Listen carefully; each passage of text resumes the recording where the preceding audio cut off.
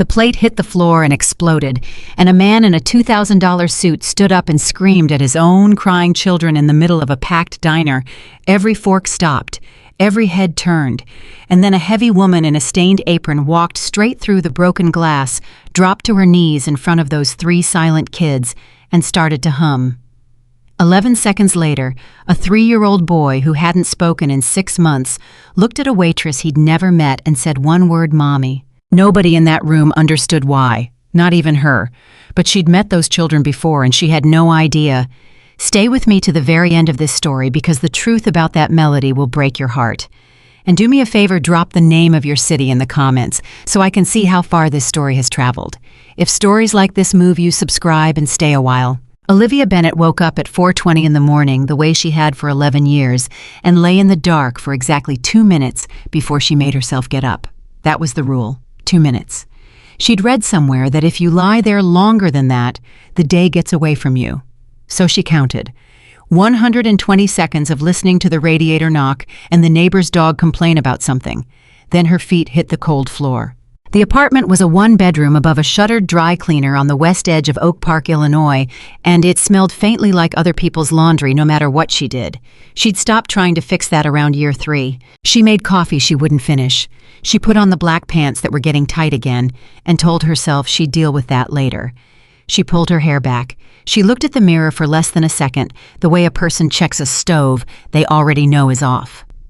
At 5:10, she was at the bus stop on Harlem Avenue with her coat pulled up around her ears. At 5:48, she was unlocking the back door of Rosalie's family kitchen, a 22-table diner off Cermak, with a hand-painted rooster on the window that had been fading since the Clinton administration. "You're early," Denny said from the grill. He said it every single morning. "You're old," Olivia said back. She said that every single morning, too. Denny Kowalski was 66 years old, with forearms like fence posts and a Vietnam-era tattoo he never explained. He'd been cooking at Rosalie's since before Olivia was born. "Coffee's fresh," he said. "Coffee's from yesterday." "It's fresh yesterday coffee," she laughed. It was the first time she'd laughed since she left the diner the night before, and she noticed that, and she made herself stop noticing that, because that was the kind of thought that got into your chest and stayed there. Marge came in at 6, shaking rain off her umbrella, already talking. "And I said to him, Ronald, I have been married to you for 31 years, and I have never once seen you put a dish in the dishwasher, so don't stand there and tell me you don't know how it opens." "Morning, Marge." "Morning, honey." Marge hung her coat and looked at her. "You okay?" "I'm fine." "You look tired." "I look 34." "You look tired at 34. Marge tied her apron. "Did you eat?" "I'll eat." "That's not what I asked." "Marge, I'm just saying." Marge went past her toward the register. "You take care of everybody in this building except you." Olivia let that one go because arguing with Marge Sandoval was like arguing with weather. The breakfast rush came in wet and grumpy. Rain in Chicago in late October has a way of making people mean, and by 9 o'clock, Olivia had been called sweetheart by a man who meant it as an insult, sent back 2 orders of eggs that were exactly what the customers ordered, and been asked twice if the diner had anything light, which was never really a question about the menu. At 9:40, a table of 3 businessmen sat in her section. She knew before she got there. She'd been doing this for 11 years. You learn to read the shape of a table. "Morning, gentlemen. Coffee to start." "Sure." The one in the middle didn't look up from his phone. "You got the big breakfast? The one with everything?" "The lumberjack. Yes, sir." "Yeah, that. And you know what make it, too. You look like you know where they keep the good stuff." The other 2 laughed. There it was, right on schedule. Olivia smiled. She had a smile she'd built specifically for this. The way a carpenter builds a jig, it fit exactly. It did one job and it cost her nothing anymore. "2 lumberjacks," she said. "You want the pancakes or the toast with those? Whatever you'd get." "I'd get the toast," she said. "But then again, I'd get 4. She wrote it down and walked away and did not let her face change until she was behind the coffee station.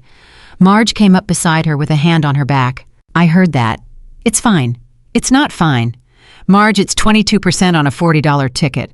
"That's not the point, honey. It's the only point I've got today." Marge squeezed her shoulder and went back out. Olivia stood there with her hands flat on the steel counter and breathed in through her nose, out through her mouth, 4 counts each the way a nurse had taught her in a hospital hallway a long time ago. Then she picked up the coffee pot and went back out. At 11, Gerald came in. Gerald Pruitt was the general manager.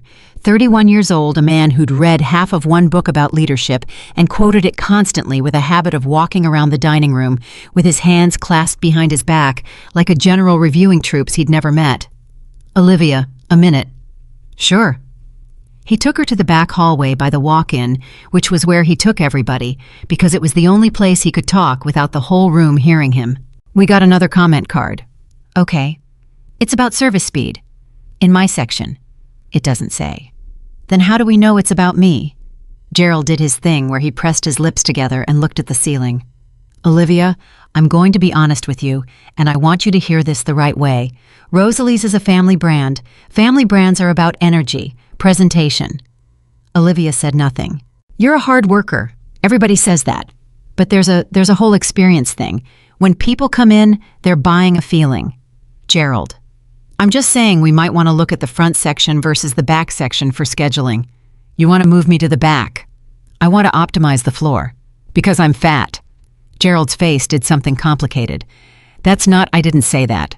Nobody said that. That's your word." "It's everybody's word," Olivia said. "I'm just the only one who says it out loud." She went back to work. That was the thing about Olivia Bennett that nobody in that building understood. She wasn't fragile. She'd been carrying this her entire adult life, and she'd built a body of habits around it the way you build a house around a load-bearing wall. You can't move. She didn't cry about it. She'd stopped crying about it around 26. What she did instead was smaller and much sadder. She apologized, not out loud, not in words, in the way she turned sideways to pass people in the aisle even when there was room. In the way she never sat in a booth on her break, only on the crate in the back. In the way she'd say, "sorry," when somebody bumped into her. Denny had noticed it once years ago and mentioned it exactly one time. "Kid," he'd said, "you keep saying sorry for standing where you're standing." "Do I?" "You do." She'd laughed and changed the subject, and he'd never brought it up again, but she'd thought about it maybe 4,000 times since. Lunch came and went. The rain got worse. By 4 in the afternoon, the sky over Cermak Road had gone the color of a dirty nickel, and the streetlights came on early. Marge found her filling ketchups. "Hey, isn't today—" "No." "It is. It's your birthday." "It's not a thing." "You're 34. "Which is not a thing." "Honey, it's a thing." "Marge, if it were a thing, somebody besides you would have said something." She heard it come out of her mouth and immediately wished she hadn't. Marge's face went soft in a way that made it worse. "Olivia, I didn't mean that." "You meant it a little." "I meant it a little." Marge took the ketchup bottle out of her hand and set it down. "You want to know what I think? Not particularly. I think you decided a long time ago that you were going to be the person who takes care of people, and you never once let anybody take care of you, and now you've got it in your head that's just who you are." "Marge, you're going to be somebody." "I am somebody. You know what I mean. School. The kid thing. Don't." Marge stopped. There was about 4 seconds of nothing but the fryer. "I'm sorry," Marge said. "It's okay." "I shouldn't have—" "It's okay." Olivia picked the bottle back up. "Really?"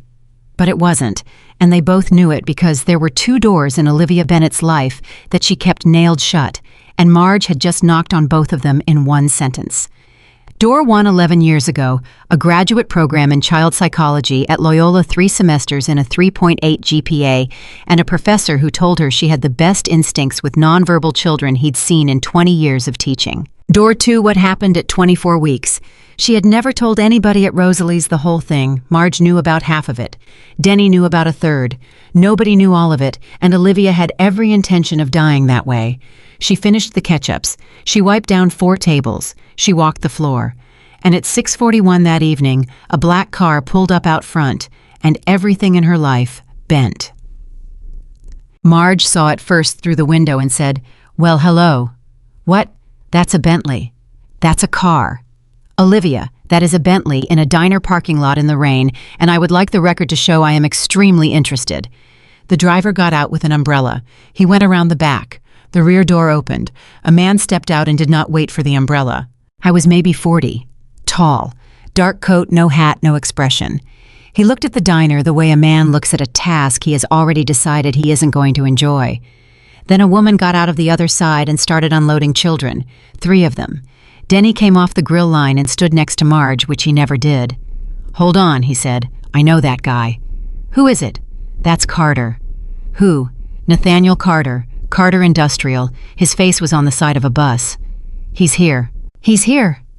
Olivia wasn't listening to any of it because she was watching the children.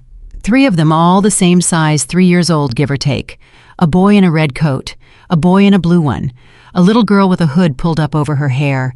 They weren't running, they weren't dragging, they weren't doing any of the 11,000 things 3-year-olds do when they get out of a car in the rain. They were walking in a line, silent, hands at their sides. Olivia's stomach did something she couldn't name. The bell over the door rang. "Table for 5, the woman said. She was in her 50s, gray coat, a purse held with both hands. "Right this way," Marge said, doing her hostess voice. Nathaniel Carter didn't sit down. He stood at the end of the table with his phone against his ear. "No, tell Delaney. I want the numbers tonight, not the summary. The summary is what got us here." Pause. "I don't care." Pause. "Then he can explain it to me himself." He hung up and finally looked at the woman. "Ms. Vance, sit them down." "Mr. Carter, I'd like to speak with you." "Sit them down first." Ms. Vance got the 3 children into the booth. 1, 2, 3, like luggage. They didn't fight her. They didn't help her. The little girl in the hood put her hands flat on the table and looked at them. "Mr. Carter." "What?" "I'm resigning." He looked up. "Excuse me. I'm giving my notice, effective tonight." "You're giving notice in a restaurant." "I'm giving notice where you'll actually hear it," Ms. Vance said. "You've canceled every scheduled meeting we've had for 5 weeks. Nathaniel put his phone face down on the table. He did it slowly, which somehow made it worse. "Ms. Vance, I'm paying you 3 times the market rate."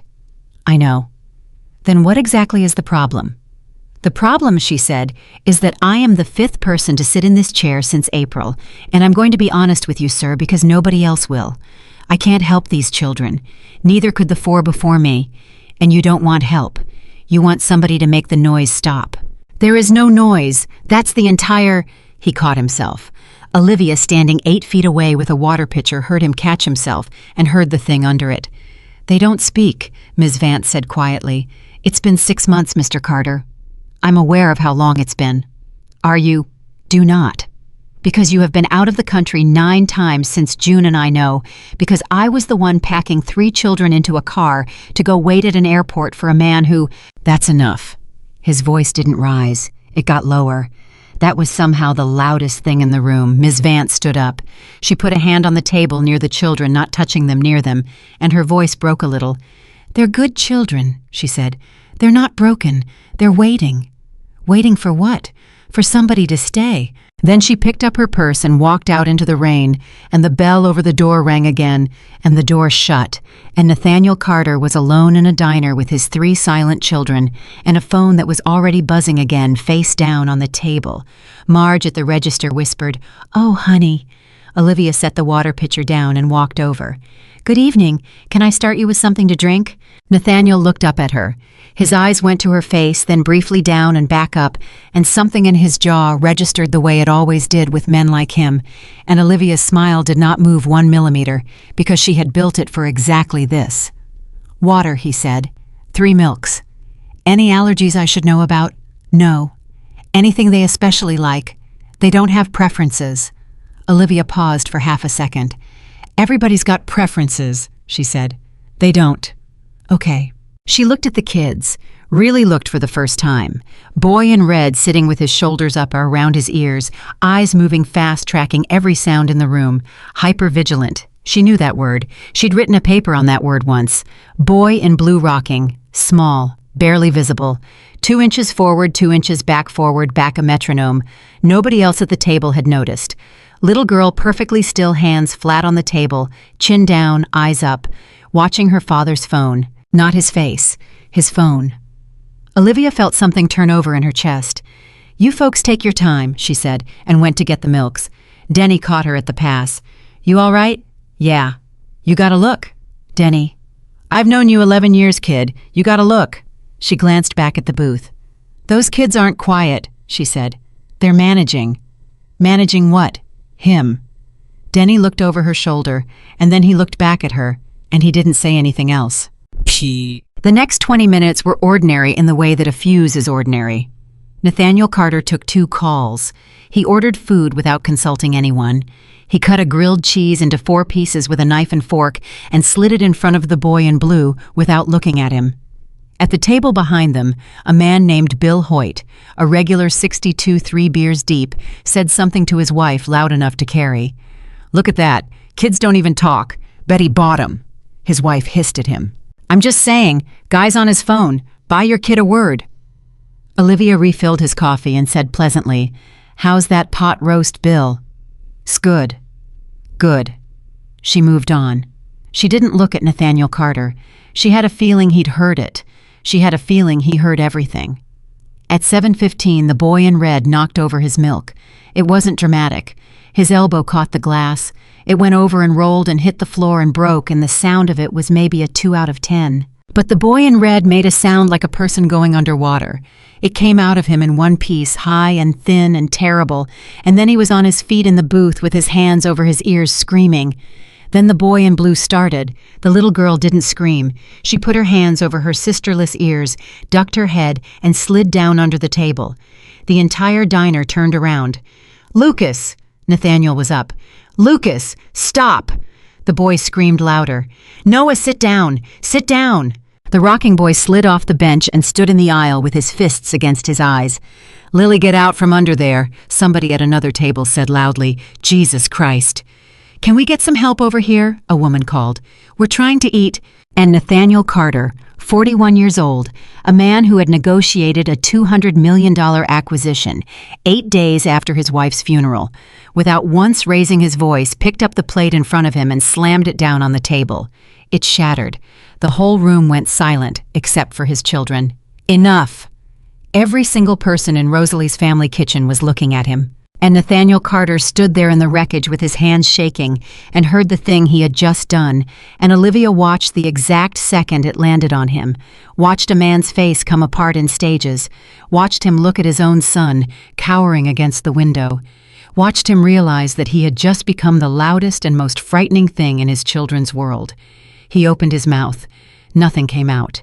Gerald came fast across the floor. Sir, I'm going to have to ask you to give me a minute." "Sir, we've got other guests." "I said give me a minute." "Sir, I need you to leave the restaurant." Nathaniel turned on him, and whatever was in his face made Gerald take a physical step backward. And in that gap, in that 1 second of nobody moving, Olivia Bennett set down her tray and walked into the middle of it. "Gerald." "Olivia, go back to your section." "Gerald, go get a broom." "What?" "Go get a broom, please." She didn't wait to see if he did. She walked through this broken glass. She felt a piece go into the side of her shoe and didn't stop, and she got down, not crouched, down, onto her knees on that filthy diner floor in front of a booth full of screaming children, 40 pounds of apron, and 11 years of tired. And she did not look at Nathaniel Carter one time. "Hey!" she said. The boy in red was still screaming. She didn't try to touch him. She didn't shush him. She turned her body slightly to the side so she wasn't facing him head on, and she put her hands where he could see them, palms up flat on her knees. "Hey, buddy, that was loud, huh?" he screamed. "Yeah, that was really loud." She looked under the table. The little girl was there with her arms around her knees. "Hi, sweetheart. It's okay down there. You stay as long as you want." The girl stared at her. Nathaniel said, "Ma'am." "Give me a second," Olivia said, and it came out with such absolute flat authority that he stopped talking. She looked at the boy in the aisle, the rocking one who had his fists against his eyes. "That's a good idea," she told him. "Covering up, that's smart." Then she stopped talking, and she started to hum. It wasn't loud. It didn't have words. It was 6 notes, and then 4, and then the 6 again, a slow, low, lopsided little thing. The kind of melody that isn't really a song, the kind a person makes up at 2 in the morning when they are exhausted and holding something that weighs 4 pounds. She'd made it up 11 years ago in a room with fluorescent lights and monitors. She hadn't hummed it out loud in 9 years. She didn't know why she was humming it now. The screaming stopped like a switch. The boy in red, Lucas, went quiet mid-breath. His hands came off his ears about an inch. The rocking stopped. Under the table, Lily's head came up. Denny said from the grill line, "What in the hell?" Olivia kept humming. 6 notes, 4 notes, 6. Lucas took one step, then another. He came off the booth and stood in front of her with tears all down his face and his mouth open, staring at her like a man trying to place a face in a crowd. Noah came out of the aisle and put one hand on her shoulder. Lily came out from under the table on her hands and knees. Nathaniel Carter did not move. Later he would say he couldn't, that his legs had simply stopped taking instructions. Olivia finished the phrase, held the last note, let it go. And in the silence after it, Lucas Carter reached out, put his small hand flat on Olivia Bennett's cheek, and said, "Mommy." Somebody in the diner dropped a fork. Nobody picked it up. Olivia's whole body went cold, not warm, cold all at once from the scalp down the way it goes when you almost step off a curb into traffic. "Oh," she said. "Oh, honey, no, I'm not." "Mommy," Lucas said again and grabbed a fistful of her collar. And then Noah from her shoulder in a voice like a rusted hinge. "Mommy." Marge said, "Oh my God." Lily didn't say it. Lily walked over, climbed straight into Olivia's lap without asking, put her face against Olivia's neck, and burst into tears. Real tears. Loud ones. 3-year-old ones. The first sound that child had made in 6 months. And Olivia, who had spent 11 years turning sideways in aisles so she wouldn't take up too much room, put both arms around a stranger's daughter on the floor of a diner and held on. It took Nathaniel Carter 40 seconds to speak, and when he did, his voice was wrecked. "What did you do?" Olivia looked up. "I don't know." "What did you do?" "Sir, I don't."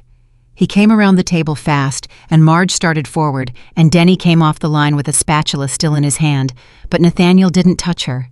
He got down. He got all the way down on the floor across from her in the glass in his suit, and his face was not cold at all anymore. "Say it again." "Say what again?" "The song, whatever that was. Say it again." "It's not a song, it's just, please." That word did not sit naturally in his mouth. She could hear that it didn't. Olivia hummed the 6 notes. Lily's crying hitched and settled. Lucas's hand tightened in her collar. Nathaniel Carter put a hand over his mouth. "Where did you learn that?" "I made it up." "No, you didn't." "Sir, where did you learn it?" "I made it up," Olivia said. "A long time ago, in a hospital." Something moved across his face that she didn't understand yet. "What hospital?" "I don't think that's—" "What hospital?" "Mr. Carter." Olivia's voice went even. "There are 3 children on me right now, and one of them is shaking. Can we do this later?" He looked at his children. Really looked maybe for the first time in 6 months. At Lucas holding a waitress's collar in his fist like a man holding a rope. At Noah with his hand on her shoulder. At his daughter sobbing into a stranger's neck. And Nathaniel Carter, who did not cry, who hadn't cried at the funeral, who'd been criticized in 3 separate newspapers for not crying at the funeral, sat back on his heels on the floor of Rosalie's family kitchen and put both hands over his face and made a sound. Marge turned around and started clearing a table that was already clear. Gerald came back with the broom. "Okay," he said. "Okay, I'm going to need everybody to—" Denny took the broom out of his hands. "Go away, Gerald." "Excuse me." "Go away, Gerald." They got the children calm. It took about 15 minutes. Olivia stayed on the floor for all of it because every time she tried to shift, one of them made a sound, and she found she'd rather kneel in glass than hear that sound again. Eventually, Lily fell asleep on her. Just out. Dead weight and hot breath, the way small children do it all at once, like somebody unplugged her. "She hasn't done that," Nathaniel said quietly. "Done what?" "Slept anywhere but her room, in 6 months." Olivia adjusted the girl's head. "She's exhausted," she said. "They all are. Sir, can I say something to you, and can you not take it the wrong way?" "You can say anything you want." "Those 2 boys have been watching that door since you sat down." "What?" "The front door. Every time it opened, both of them looked. All night." She kept her voice low and flat. "They're not waiting for food. They're checking if somebody's leaving." Nathaniel stared at her. "You noticed that?" "It's my job to notice tables." "That's not noticing a table." Olivia didn't answer. He wiped his face with the back of his wrist, and then in a voice that had all the fight gone out of it, he said, 6 months, 14 specialists. There's a man in Zurich I flew them to, twice. He laughed one ugly syllable. "And a waitress hums." "Don't do that." "Do what?" Say it like that. A waitress. He looked up. I didn't mean, you did a little. There was a pause. Yes, Nathaniel Carter said. I did a little. Okay, Olivia said. At least you're honest. And then Gerald came back because Gerald always came back. Olivia, hallway, now. I didn't even wait for the walk-in door to swing shut. You put your hands on a customer's child. Gerald. You went into a guest incident without management authorization. You removed a broom from an employee. You knelt on a hazard. You wanted to throw a grieving family into the rain. I wanted to protect the other 18 tables. They're 3 years old. I don't care if they're 3 or 30, we are not a daycare, we are a— Say family brand, Olivia said. Say it, I dare you. Gerald's jaw worked. You're done for the night. Fine. And I'm writing you up. Fine. And Olivia? He lowered his voice. And this was the part she'd remember. This was the part that would come back to her at 3 a.m. for weeks. I want you to think really hard about whether this is the right fit for you long term. Olivia looked at him for a long moment. Gerald, she said, in 11 years has one single person ever come back here because of you. She untied her apron and walked past him. She was pulling her coat on at the back door when he came around the corner. Not Gerald. Nathaniel. They said you were sent home. I was. Because of me. Because of Gerald. He held something out. A card, cream-colored heavy. I'd like you to come to my house tomorrow. No. He blinked. She got the impression that word didn't get used on him a lot. You haven't heard the offer. I don't need to. I'll pay you. Mr. Carter. She got her arm into her sleeve. In about 4 hours, those kids are going to wake up and I'm not going to be there, and it's going to be worse than if I'd never showed up at all. That's not me being modest. That's how it works. You don't hand a drowning man a rope and then take it back. Then don't take it back. You don't know me. I know my son said a word tonight. He said the wrong word, Olivia said, and her voice cracked, and she hated that. He looked at me and he called me mommy, and I'm not. And somebody has to say that out loud, because that little boy is going to figure it out eventually, and it's going to hurt him. Nathaniel Carter stood very still. You're not worried about the job, he said slowly. You're worried about them. Of course I'm worried about them. Everyone else was worried about the job. She pushed the door open. Rain came in. Sir, with respect, I make $4.80 an hour plus tips, and I just got written up for kneeling on a floor. Whatever you think you're seeing in me, it isn't there. You made 3 children speak. I hummed. Ms. He stopped. I don't know your name. Olivia. Olivia what? She hesitated, and afterward she would never be able to explain why she hesitated, except that some part of her already knew that the answer was going to change everything. Bennett, she said. Olivia Bennett. And she watched a very controlled man's face do something it had no business doing. Bennett, he repeated. Yes. Did you? He stopped. Started again. Were you ever at St. Ambrose Children's on the north side? The rain kept coming in through the open door. Neither of them moved to close it. Why? Olivia said. Answer the question. Mr. Carter, why are you asking me that? Because, he said, my children spent the first 9 weeks of their lives in the neonatal unit at St. Ambrose Children's Hospital, and every night I couldn't be there, someone was. Olivia's hand was still on the door. She could feel her own heartbeat in her fingers. I need to go home, she said.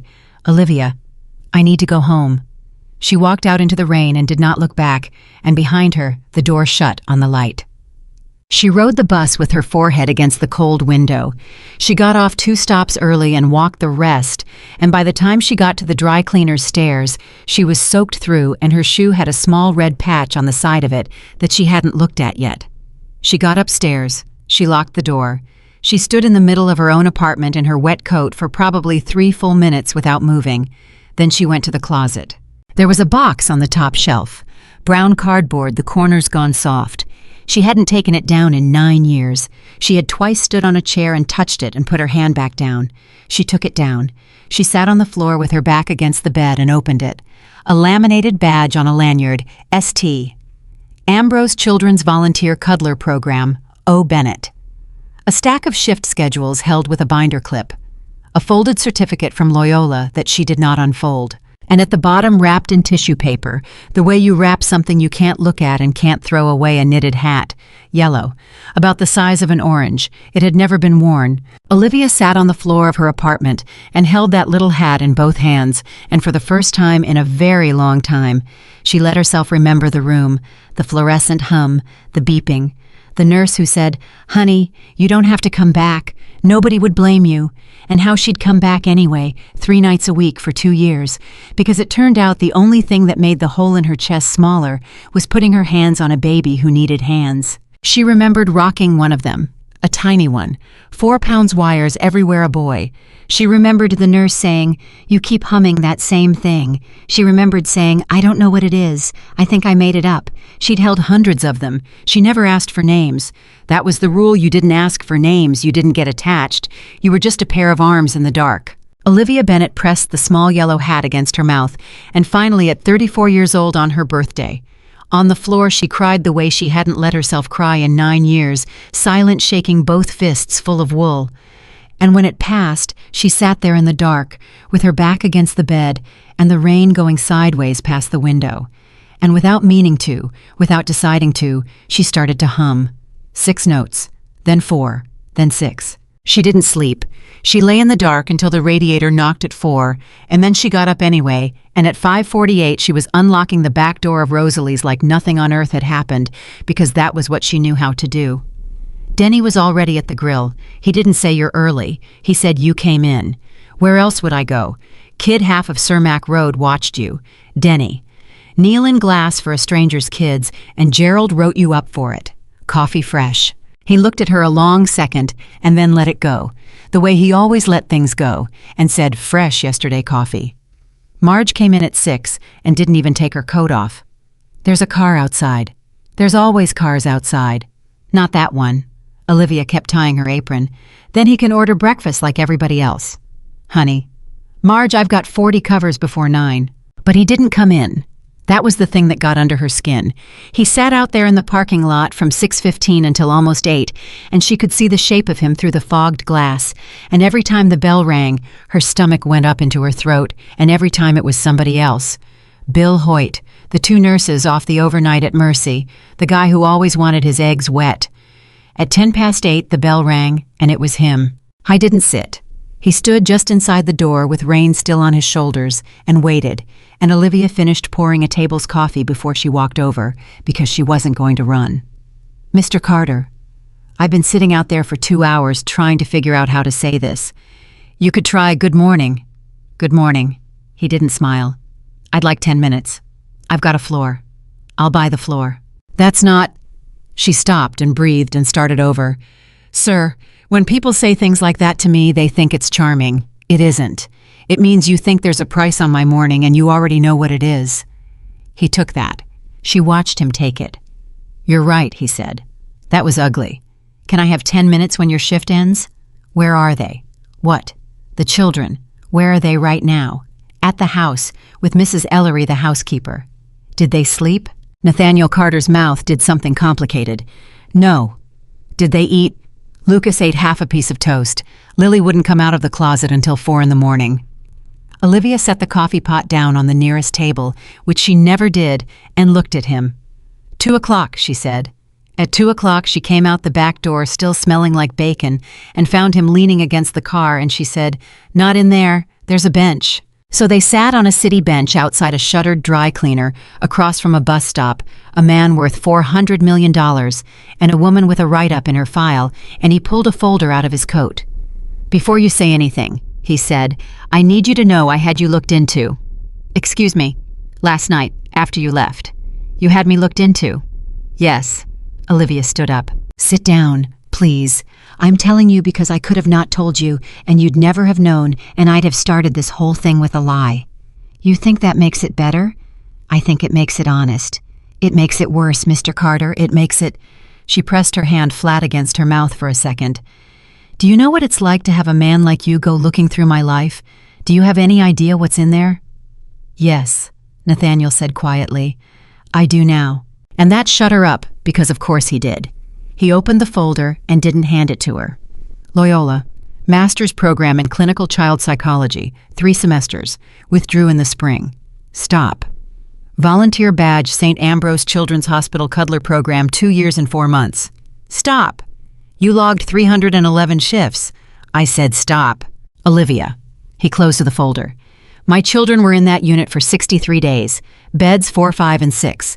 Their mother had preeclampsia and a heart condition nobody caught, and she wasn't allowed in the room for the first 2 weeks. I was in Singapore closing a deal that I told myself was going to pay for their lives.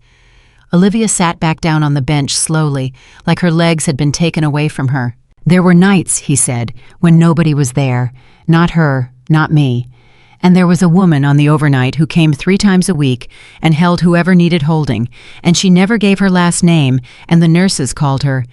He stopped and had to work to get it out. They called her the humming lady. Olivia put both hands over her face. I've got a photograph, Nathaniel said. One, from a nurse's Christmas card 11 years ago of the night staff. There's a volunteer in the back with 3 babies in a bassinet cart. Don't. I didn't recognize you. I want to be clear about that. I looked at that picture last night for an hour and I still didn't recognize you because I never once looked at your face. I looked at them. His voice went rough. 9 years. There's a woman who sat in a chair in the dark holding my son so he wouldn't code, and I never asked her name, and last night I called her a waitress. The 307 bus went past and neither of them looked at it. I don't remember them, Olivia said. What? Your children. I don't remember them. That's what you want me to say, isn't it? That I remember 3 preemies out of hundreds? That I knew that there's something magic here? She was crying and furious about it. There isn't. I held everybody. That was the job. You came in, you washed to the elbow, they handed you a baby, and you didn't ask which one because it didn't matter which one. That's the whole thing. That's the whole miracle, Mr. Carter. They remembered. They can't. Somebody explain to me why my son said a word he has never said in his life. I don't know. Then guess. Olivia wiped her face with the heel of her hand. Fine. You want the real answer? It's not romantic. She sniffed hard. Babies at 28 weeks don't have memories. They have states, nervous systems. If a sound is played to a baby over and over during the only 9 weeks of their life, when somebody's arms were the only safe thing that ever happened to them, that sound gets filed somewhere underneath language. Not in the part that remembers, in the part that decides whether you're safe. She looked at her hands. It's not that they know me. It's that some piece of them recognizes the last time the world stopped hurting. Nathaniel Carter didn't say anything for a while. You just described it perfectly, he said. In one breath, 14 specialists, and none of them said that. 14 specialists were being paid by the hour to sound complicated. Come work for me. No. Name a number. No. She stood up again. And I want you to hear why, because you're going to go home and think I'm being proud, and I'm not being proud. I've got 311 shifts of experience holding babies and 3 semesters of a degree I didn't finish. That's it. That's my whole resume. Those children need a licensed trauma therapist and a speech pathologist and a father who's in the house at bedtime. And if you hire me instead of that because a hum worked, once you are going to feel very good about yourself for about a month, and then they're going to be worse off than they are now. Then be all of it. What? Be the arms. I'll hire the rest. He stood up too. Every therapist, every specialist, whoever you say. You pick them, you sit in the room, and if you tell me a man is a fraud, I'll fire him that day. But those people don't work if my children won't be in a room with them, and last night my daughter fell asleep on a woman she'd known for 20 minutes. Olivia stared at him. You're not asking me to be a nanny. No. You're asking me to be the door. I was quiet. Yes. That's worse. Why? Because a nanny can quit. Her voice cracked on it. Do you understand what I'd be walking into? Those 3 have had 5 people since April. 5. Ms. Vance said it right in front of them like they were furniture. Every one of those women walked out that door, and every one of them taught your kids the same lesson, and it wasn't about words. She jabbed a finger toward the bus stop. Those boys watched the door of my restaurant for 2 hours last night, Mr. Carter. Not the food, the door. You want me to be number 6? I want you to be the last one. You can't promise that. No, he said. I can't. But I can tell you that I have never in my life asked anyone for help, and I'm asking you on a bus bench, and I don't have anything else. And Olivia Bennett, who had spent 11 years turning sideways in aisles, heard herself say 3 conditions. Anything. Don't say anything before you hear them. That's how people get robbed. 3 conditions, he said. 1. I don't live in, not at first. I come at 7. I leave at 7. I go home to my own apartment. If they're going to learn somebody comes back, somebody has to actually leave and come back. Otherwise, it's just another person in the house who might vanish. Done. 2. You're at dinner, every night. Not the phone at dinner, not near dinner. At dinner in a chair with your hands where they can see them 4 nights a week minimum, and if you can't do 4, say 3 and mean it. Nathaniel opened his mouth. Say 3, Olivia said. I'd rather you keep 3 than break 4. 4, he said. I'll keep 4. 3. She held up a finger. If I ever tell you something you don't want to hear, you don't get to fire me for it that day. You have to wait a week. That's a strange condition. It's the only one that matters, Olivia said. Everybody who works for you is scared of you. I watched an entire restaurant get scared of you in 9 seconds. I'm not going to be useful to those kids if I'm managing your temper instead of watching them. Nathaniel Carter put out his hand. A week, he said. She shook it, and her hand was shaking, and he didn't mention it. She gave 2 weeks' notice. She didn't have to give, because she wasn't going to leave Marge short on a Thanksgiving schedule, and Gerald took the news standing behind his desk with his hands clasped and said, Well, I hope that works out for you, in a voice with a splinter in it. Denny cornered her by the walk-in on her last night with a paper sack of coffee cake. You watch that guy, he said. He's fine. I didn't say he wasn't fine. I said watch him. Men like that don't have friends, kid. They got people. And when a guy like that finds somebody who isn't a person he bought, he holds on hard, and he don't always know he's doing it. Denny. And another thing. He shoved the sack at her. You come back Sundays. Denny. Sundays. You sit in a booth, not the crate, a booth, and Marge will bring you eggs, and you'll let her. Olivia hugged him, and he stood there like a fence post being hugged, and then he patted her back twice and went to the grill and didn't turn around. The house was in Kenilworth, on a street where the trees had been planted by somebody's great-grandfather, and Olivia stood in the front hall the first morning with her coat still buttoned and thought this is a museum where 3 children live. Mrs. Ellery, the housekeeper, 68 40 years in service, took one look at her and said, You're the diner. I'm Olivia. Mrs. Ellery took her coat. The last one lasted 9 days. That's helpful, thank you. I'm not being unkind. I'm telling you where the bar is. She hung the coat. They're in the sunroom. They'll be sitting on the floor by the radiator, all 3 in a row facing the window. How long do they do that? Hours. Doing what? Mrs. Ellery's chin came up slightly. Waiting for a car. They were exactly where she said. 3 little backs in a row. Olivia didn't say hello. She didn't crouch down and do the voice. She walked in, sat down on the floor about 6 feet away, with her back against the wall, took out a paper bag, and started peeling an orange. Nobody moved. She peeled the whole orange and pulled it into segments and ate 2 of them. Lucas turned his head. She held out a segment on her palm. She didn't lean forward. She didn't speak. She just kept her hand out until her arm ached, and after maybe 90 seconds, Lucas came over on his knees and took it and went back and sat down and ate it facing the window. She put another one on her palm. Noah came second. Lily didn't come at all, but she turned around, which was something. After about 20 minutes, Olivia hummed 6 notes quietly, and Lily's shoulders came down off her ears. That was day 1. That was the whole thing that happened on day 1. And when she got home that night, she wrote it in a spiral notebook. She bought at a drugstore for $1.69, ate 2 segments each. Elle turned around, no words. Day 4. Lucas took the orange out of her hand and put it in her mouth instead of his, and laughed at his own joke, and it was the first laugh anybody in that house had heard since April. Day 9, the day the last one had quit. She came at 7 in the morning, and all 3 of them were at the front window. And when she came up the walk, Noah hit the glass with both hands. Day 11, Nathaniel came home at 6:30 and sat at the table. You're early, Olivia said. You said 4 nights. I said 4 nights. I didn't say be early. It scared me. Should I go back out? Sit down. He sat. Lily immediately got off her chair and went under the table. Nathaniel's face went flat. She does that with me. I know. Not with you. Not anymore. So what do I... Don't look at her. Don't reach for her. Don't say her name. Olivia cut a piece of chicken. Talk to me. About anything. Let her listen to you being boring and safe for 10 minutes. About what? I don't care. Tell me about your day. My day was a 9-hour argument about a shipping contract. Perfect. Go.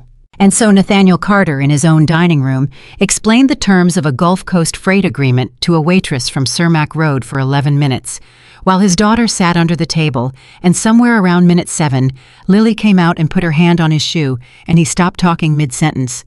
"Keep going," Olivia said quietly. Keep going." He kept going. His voice was doing something strange, but he kept going, and Lily sat on his foot with her back against his shin like a cat, and stayed there through the rest of dinner. That night he found Olivia at the front door putting on her coat. "How did you know that would work?" "I didn't. You said it like you knew." "I said it like I knew because if I said it like I didn't, you'd have panicked and reached for her and she'd have gone back under for a month." She wound her scarf. "That's the job. Half of it's them and half of it's you." "I don't like being managed." "I know. It's on the list of things you're going to have to survive." He almost smiled. She saw it happen and pretended not to. By December, Lucas had 11 words. Noah had 4, but used them constantly. Lily had none, but she had started singing not words, just the 6 notes badly in the bathtub. And the first time Mrs. Ellery heard it, she came out into the hall and had to stand there with a towel over her face. Olivia hired the team. She sat across a desk from 3 different speech pathologists and asked all 3 of them the same question. "What do you do if a child won't speak for 6 weeks?" and hired the one who said, "I wait." She fired a play therapist after a single session because the woman said in front of Noah, "He's very low functioning," and Olivia stood up and said, "We're done," and walked her to the door and did not raise her voice once, and Mrs. Ellery reported the entire incident to Nathaniel with unmistakable satisfaction. He called her that night from Denver. "You fired Dr. Kessler." "I did.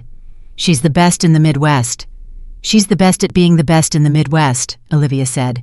"She talked about your son in the third person in front of him. He understands everything, Mr. Carter. Not being able to say it isn't the same as not knowing." There was a pause on the line. "Nathaniel," he said. "What? You've been in my house 6 weeks. My name is Nathaniel." Olivia sat down on the bottom stair with the phone against her ear. "Okay," she said. "Say it or you'll never say it." "Okay, Nathaniel. Thank you." Winter got into January, and the house changed shape. There were crayons on a 200-year-old sideboard. There was a plastic dinosaur in the umbrella stand that nobody ever moved because Noah had put it there on purpose and got upset when it wasn't there. The formal sitting room, which had never been sat in, became the room where they made a fort out of the sofa cushions, and Mrs. Ellery stopped putting the cushions back, and Nathaniel started coming home. Not always. He missed the 12th of January, and Olivia stayed until 9 because Lucas wouldn't go up and she didn't say anything about it the next day, and he came into the kitchen at 7 the following morning and said, "I should have called." "Yes, that's all. Just yes. You want me to be angry so you can feel like you paid for it," Olivia said, pouring cereal. "I'm not going to do that. He was up until 9. That's the bill. You can't pay it, and neither can I. He just paid it." Nathaniel stood in his own kitchen and took that like a punch. "That's the meanest thing anyone has said to me in 10 years, he said. "I know. Nobody talks to me like that. That's why I'm expensive." And he laughed genuinely out loud, a sound so unfamiliar that Mrs. Ellery came to the doorway to see what had broken. There is a specific kind of trouble that starts when a man like Nathaniel Carter begins laughing in his own kitchen, and it started that week, and neither of them saw it coming because they were both watching the children. She noticed she was choosing shirts. That was the first thing. Standing in front of the closet at 4:30 in the morning, picking between 2 shirts that were functionally identical, and catching herself and being so embarrassed she wore the wrong one on purpose. He noticed that he had begun without deciding to rescheduling a Tuesday standing meeting he had kept for 9 years. Neither of them said a word about it for 2 months. What broke it open was a Thursday in late February when Olivia came out of the sunroom and found him standing in the hall holding a photograph. "They found this in a box," he said. Mrs. Ellery was clearing the study. It was a woman on a beach, dark hair laughing at whoever was holding the camera, one hand up against the sun. "That's Claire," Olivia said. "You know her name." "Lucas says it. To the ceiling. At night." Nathaniel's hand tightened on the frame. "He says her name. Every night. 3-4 times." She kept her voice level. "He's not upset when he does it. He says it like a person checking a room." "Why didn't you tell me?" "I'm telling you now." 6 weeks of therapy bills and nobody. "Nathaniel." She waited until he looked at her. Do you want to know why I didn't tell you the first night I heard it? Yes. Because I wasn't sure you'd survive it. He set the photograph down on the hall table very carefully, and then he put both hands on the table and leaned on it. Say the rest, he said. There is no rest. There's rest. You've got to look. Denny would say you've got to look. You don't know Denny. I know that you talk about him. Olivia crossed her arms. Fine, the rest is this. Those children didn't stop talking because their mother died. They stopped talking because of what happened after their mother died. Meaning what? Meaning 6 months of a house full of strangers and a father who wasn't in it. She said it flatly, and it was the flatness that made it land. Kids that age don't understand death. They understand gone. They lost their mother, and then they watch the one person left get further away every single week, and somewhere in there 3 3-year-olds ran the numbers and decided that talking doesn't bring people back. Nathaniel didn't move. I told you, Olivia said, that if I ever said something you didn't want to hear, you'd have to wait a week. I remember. It's been a week's worth in one sentence. Yes. His voice was almost gone. It has. He straightened up. He looked at the photograph on the table, and then he looked at Olivia in her sweater with a juice stain on the sleeve, and something in his face opened that she was not ready for. I sat by her bed for 4 days, he said. And do you know what I did? I answered emails. 4 days. She was on a ventilator, and I sat in a chair, and I answered 211 emails because if I stopped, I'd have had to be in the room. He laughed terribly. I've never told anyone that. Not the therapist I fired, not my brother. I told a woman who used to bring me a menu. Nathaniel. I don't know how to be a person, he said. I know how to be a company. Olivia crossed the hall and stood in front of him and did the bravest thing she had done in 9 years, which was to put her hand flat on his chest.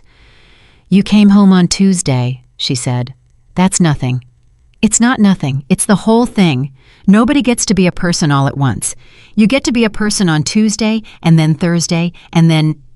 He put his hand over hers. They stood there in the hall for about 4 seconds. And then Olivia stepped back so fast she hit the table, and the photograph went over, and they both grabbed for it, and she said, I'm sorry. And he said, don't. And she said, I have to go get Noah from the... And she left the room. She sat in her car in the driveway for 11 minutes with both hands on the wheel. You are the help, she told herself. You are the help, and he is a man who lost his wife. And if you make this about you, you will lose those children, and they will lose a 6th person. She drove home and did not sleep. The next morning at 7, she came in through the kitchen door, and Mrs. Ellery said, There's a gentleman in the study with Mr. Carter. Business. Mr. Halston. Olivia had heard the name maybe 40 times in 4 months.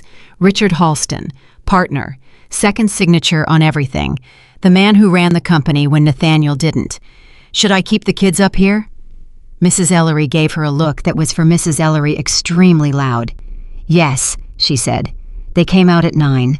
Halston was 55 silver at the temples, the kind of handsome that costs money with a warm laugh he could produce on demand like a business card. And this must be the famous Olivia. Just Olivia. Not from what I hear. He took her hand in both of his, which she disliked immediately, and could not have explained why. Nathaniel says you performed a miracle. I hummed at a table. He says you fired Kessler. I did. Ruth Kessler is on the board of 2 hospitals. She was rude to a 3-year-old. Halston laughed delighted and turned to Nathaniel. Where did you find her? A diner, Olivia said before Nathaniel could answer, because she'd learned that if she said it first, it wasn't a weapon anymore. Extraordinary. Halston's eyes came back to her and stayed a half-second too long. And how long is the engagement through the spring? There's no end date, Nathaniel said. Something moved behind Richard Halston's face. It was very fast and very small, and Olivia caught it the way she caught Noah rocking 2 inches in a booth, because 11 years of reading tables makes you good at exactly one thing, and this was it. Well, Halston said warmly, wonderful. He came back on the 4th of March, then again the following week. He started bringing gifts, a rocking horse the size of a couch, a remote control car for children who could not yet reliably hold a spoon, and he would crouch down in the hall with his arms out and say, Who wants to say hello to Uncle Rich? And all 3 of them would back up into the wall, every single time. The 4th time it happened. Olivia was standing behind them, and she watched Lily's hands come up over her ears before Halston had said a word. Not after. Before. She got the children upstairs and then she stood at the top of the stairs listening to two men talk in a hall. "Still not signing," Halston was saying. "I'm not signing a restructure I haven't read. You've had it 3 weeks." "I've had a summary 3 weeks. I asked Delaney for the underlying numbers in October, and I still don't have them." "Nathaniel," a warm laugh, "do you know what it looks like to the board when the CEO won't sign his own partner's paper? Do you know what it looks like to me when my partner won't send me a spreadsheet? That's not fair. Richard, I've known you 19 years. Send me the file." A pause. "It's the girl, isn't it?" "Excuse me?" "The diner girl. She's got you thinking about," the laugh again softer, "about feelings, Nate. Which is beautiful. Truly. But you've got 1,100 employees and a bond covenant, and I'm telling you as your friend, a man who lost his wife is a man who makes emotional decisions, and everyone at that table knows it. Say what you mean." "I mean, it's been 10 months and you're rebuilding your life around a woman you met 4 months ago, and the board has noticed, and I have covered for you every single time." Olivia sat down on the top step because her legs wouldn't hold her. She heard Nathaniel say very quietly, "Get out of my house." "Nathaniel, send me the file, Richard." The front door closed. She stayed on the stairs. She heard him standing down there for a long time, not moving. That night at dinner, Nathaniel didn't come home. He called at 7:40. "I'm at the office. I'm not going to make it." "Okay. That's twice this month." "It's twice this month." "Olivia, they're fine. I'll stay." "That's not why I called." A long breath on the other end. "I need to ask you something and I need you to tell me the truth." "Okay. Do the children like Richard?" Olivia looked into the next room where Lucas was lining up his shoes by size, which he did when he was working something out. "No," she said. "Kids don't like a lot of people. Nathaniel, they don't dislike him. They're afraid of him." The line was silent. "Lily covers her ears before he speaks," Olivia said. "Not when, before. That's a body remembering something." "Remembering what?" "I don't know, but it's not the first time she's heard that voice do something. He's been at my house maybe a dozen times in a year." "Then it happened at one of those dozen." "Olivia, he's the godfather. He was in the room the night they were born. He gave the eulogy at Claire's funeral because I couldn't—" His voice cut. "He gave the eulogy." "I know. So what are you telling me?" "I'm telling you what I see. That's what you hired me for." She switched the phone to her other ear. "And I'm going to say one more thing, and then you get your week." "Go ahead." "Whatever he's asking you to sign, don't." The next Tuesday, Nathaniel flew to Houston, and Olivia stayed the night at the house for the first time in the guest room at the end of the hall because Noah had a fever, and she wasn't going to leave. She got him down at 11. She was coming back from the kitchen with a cup of tea at 10 past midnight when she saw light under the study door. She thought it was Mrs. Ellery. Richard Halston was standing behind Nathaniel's desk with a drawer open. "Olivia," not startled, not one bit startled. "You gave me a fright." "What are you doing?" "Picking up a file. Nathaniel asked me to." He smiled. "You're here late." "Noah's sick." "That's very devoted." He closed the drawer with 2 fingers. "Can I ask you something, woman, too?" He tipped his head. "Well, can I ask you something?" "Sure." "How much is he paying you?" Olivia said nothing. "It's not a rude question. I'm on the finance side. I see the household ledger." He came around the desk. "I'm asking because I think it's low. I think a woman doing what you're doing is worth considerably more, and I'd be happy to make that case for you." "I'm fine." "Or," he said, "I could make you an offer that has nothing to do with Nathaniel at all. There's a foundation. Children's Outcomes Early Intervention, very good work. It's endowed, it's in Colorado, and it has an executive directorship open that I have some influence over." Colorado. Beautiful state. Olivia set her tea down on the shelf beside her. "Mr. Halston, are you offering me a job 1,100 miles away?" "I'm offering you a career," he said pleasantly. "Instead of a temporary position in a house where, forgive me, a very grateful, very lonely man has developed feelings that are going to become extremely complicated for you very publicly at a time when he cannot afford it."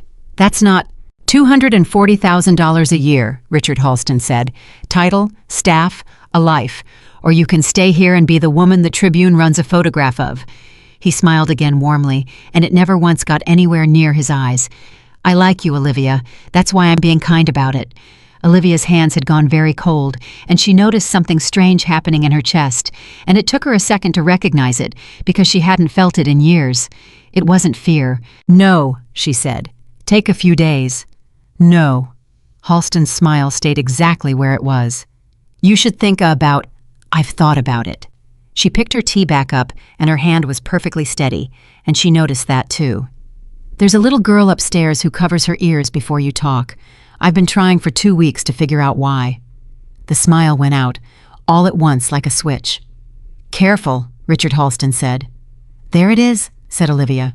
He looked at her for 4 full seconds.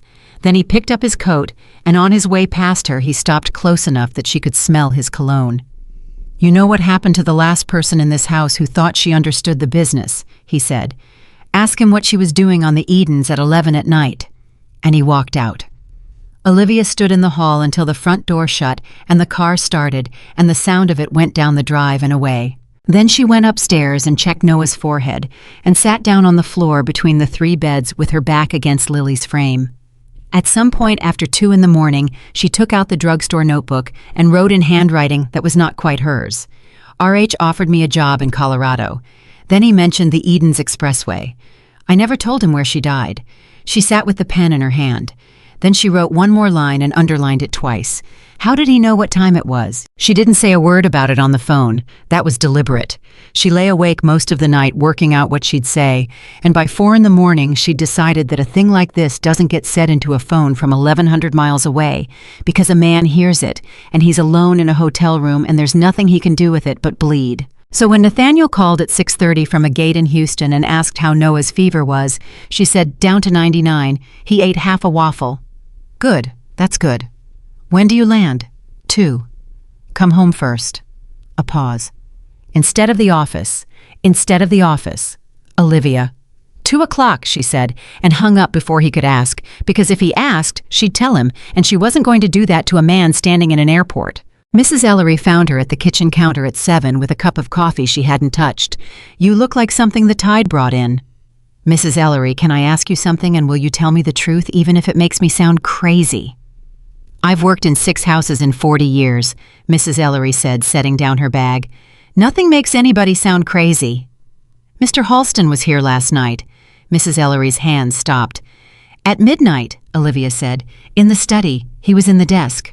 "Which drawer?" Olivia looked up. "The bottom left. That's where the household files are. Payroll, insurance, She stopped. "The estate paperwork." He said Nathaniel asked him to pick something up. "Mr. Carter's been in Texas since Monday morning." "I know." Mrs. Ellery pulled out the chair opposite and sat down, which in 4 months Olivia had never once seen her do. "Say the rest of it," she said. "He offered me a job in Colorado for $240,000 a year. To get you out of this house." "Yes." "And you said no." "I said no." "And then—" Olivia turned the coffee cup around on the counter. "And then he told me to ask Nathaniel what his wife was doing on the Edens at 11 o'clock at night." Mrs. Ellery did not move for a good 5 seconds. Then she got up, went to the sink, and stood there with her back to the room. "Mrs. Ellery." Her name was Claire. "I know her name." "No, you don't. Not the way I do. I dressed that girl's children the morning of her funeral." The old woman's hands were flat on the edge of the sink. "You want to know what I've never told anybody in this house? I don't think she was going where they said she was going." Olivia set the cup down. "The police said she was driving home from her sister's in Glencoe." "Her sister lives in Highland Park," Mrs. Ellery said, "and they hadn't spoken since Easter." "Did you tell anyone?" "Who would I tell? A detective who'd already closed it." Mr. Carter, who wasn't speaking in full sentences. She turned around and her eyes were bright and hard. "I'm the housekeeper. I've been the housekeeper for 40 years. You learn very early that nobody wants the housekeeper's opinion about a dead woman." "I want it." "I know you do." Mrs. Ellery wiped her hands on a towel she didn't need to wipe them on. "That's why I've been praying you'd stay." He came through the door at 2:10 with his coat over his arm, and the children hit him like Weather Lucas at the knees. Noah shouting a word that was almost daddy, and got most of the way there. Lily hanging back by the stairs, the way she always did, until he crouched down and put his hand out flat and waited. She came. It took 11 seconds. Olivia counted because she counted everything now, and 11 seconds was the fastest it had ever been. "You're getting good at that," she said. "I had a teacher." He straightened up. "What's wrong?" "Let them have you for an hour first." Olivia. An hour. He gave her an hour. He sat on the floor of the sunroom in a $4,000 suit and let Noah drive a plastic dinosaur up his leg, and at 3:10, Mrs. Ellery took the three of them upstairs for a bath, and Olivia closed the study door. Richard was here last night. Nathaniel's face didn't change. Here, in this room, at midnight, going through the bottom left drawer. He has a key. He has a key. He's had a key for 9 years. He picked Claire up from this house when I couldn't. Nathaniel stopped himself. What did he say? He offered me a job. What kind of job? An executive directorship at a children's foundation in Colorado, $240,000 a year. She stayed where she was, back against the door. He was very warm about it. He said you were grateful and lonely, and that it was going to become extremely complicated for me publicly at a time when you couldn't afford it. Nathaniel put both hands on the back of a chair. And you said, I said no, twice. Why twice? Because he didn't believe the first one. Olivia, that's not the part. She took a breath. When I told him I was trying to figure out why Lily covers her ears before he speaks, he stopped smiling. Completely. Like somebody unplugged him. And on his way out, he said, ask him what she was doing on the Edens at 11 at night. The room went very quiet. That's public, Nathaniel said. That was in 3 newspapers. I know it was. So he read a newspaper. Nathaniel. She said it gently, because she knew exactly how much this next sentence weighed. The papers said the accident was on the Edens. They didn't say 11. Yes, they did. They said late evening. I looked. All 3 last night at 2 in the morning on my phone, sitting on the floor of your children's bedroom. Nobody printed a time. She held his eyes.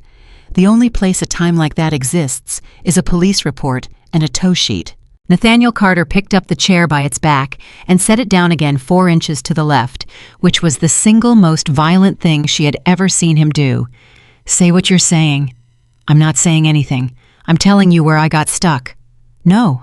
You've been in my house 4 months and you're careful with words, so say it plainly right now in my study to my face. Fine. Olivia stepped off the door. I think the man who gave the eulogy knows more about that night than the man who buried her. The man who buried her. Nathaniel's voice came out low and terrible. Get out. No. I said, you said a week. She didn't move an inch. Condition 3, I told you something you didn't want to hear, and you don't get to throw me out for it today. You have to wait a week. You shook my hand on a bus bench. That was about therapists. That was about this. Her voice finally rose. That was about exactly this, Nathaniel. That's the whole reason I asked for it, because I knew that someday I'd have to tell you something that would make you want to put me in the street, and I wanted your kids to have 7 days of you being angry instead of me being gone. He turned away from her. He stood at the window with his back to the room, and his shoulders were rigid, and when he finally spoke, it was almost too quiet to hear. He held me up at the grave. I know. I couldn't stand. Do you understand? I had 3 babies at home who didn't know yet, and I could not physically stand up, and Richard Halston put his arm around me and held me up in front of 400 people. He turned around and his face was ruined. And you want me to think I don't want you to think anything. Then what do you want? I want the file, Olivia said, the one you've been asking him for since October. 2 days later, a courier brought a banker's box to the house. It wasn't from Halston. It was from a woman named Priya Delaney, 34, senior financial analyst at Carter Industrial, who had asked to meet Nathaniel not at the office and not at a restaurant, but in the parking lot of a hardware store in Skokie at 7 in the morning. Olivia drove him. He didn't ask her to. She just got in the car. Delaney was already there in a Corolla, and she wouldn't get out of it. Nathaniel got in the passenger side, and Olivia stood by the hood in the cold for 18 minutes and watched a young woman talk with her hands and cry twice. When he got out, he had the box. What is it? Sit in the car. Nathaniel, please sit in the car, because if I say it standing up, I'm going to do something. They sat. He put the box on his knees and didn't open it. For 4 years, he said, there's been a subsidiary, Carter Coastal Holdings. It was supposed to be a shipping partnership. On paper, it moves about $40 million a year in freight. Okay, it doesn't move anything. He laughed, one syllable, no humor in it at all. There are no ships, Olivia. There are invoices. Delaney found it in October and flagged it to the partner who signs off on the audit, because that's the correct procedure, and the partner who signs off on the audit is Richard. What did he do? He thanked her, told her it was a legacy structure he was already unwinding, and asked her not to trouble me with it because I'd just lost my wife. His jaw worked. Then in November, her department got restructured, and she got moved to a job with no ledger access. She's been photographing screens on her phone for 5 months. Olivia looked at the box. How much?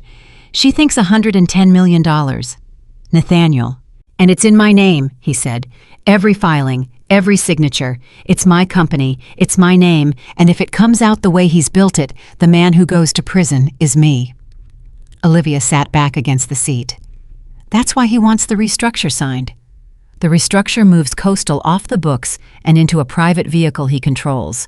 After that, it's not a fraud, it's a divestiture, and there's no trail. He's been trying to get me to sign since September. And you didn't. I didn't. He finally looked at her. Do you know why I didn't? Because you're careful. Because I was busy grieving, Nathaniel said. That's it. That's the whole reason. I didn't read it because I couldn't read anything for months. The only thing standing between Richard Halston and a clean exit was a man too broken to open a folder. Neither of them said anything for a while. The heater ticked. Nathaniel, Olivia said, when did Claire die? October 16th.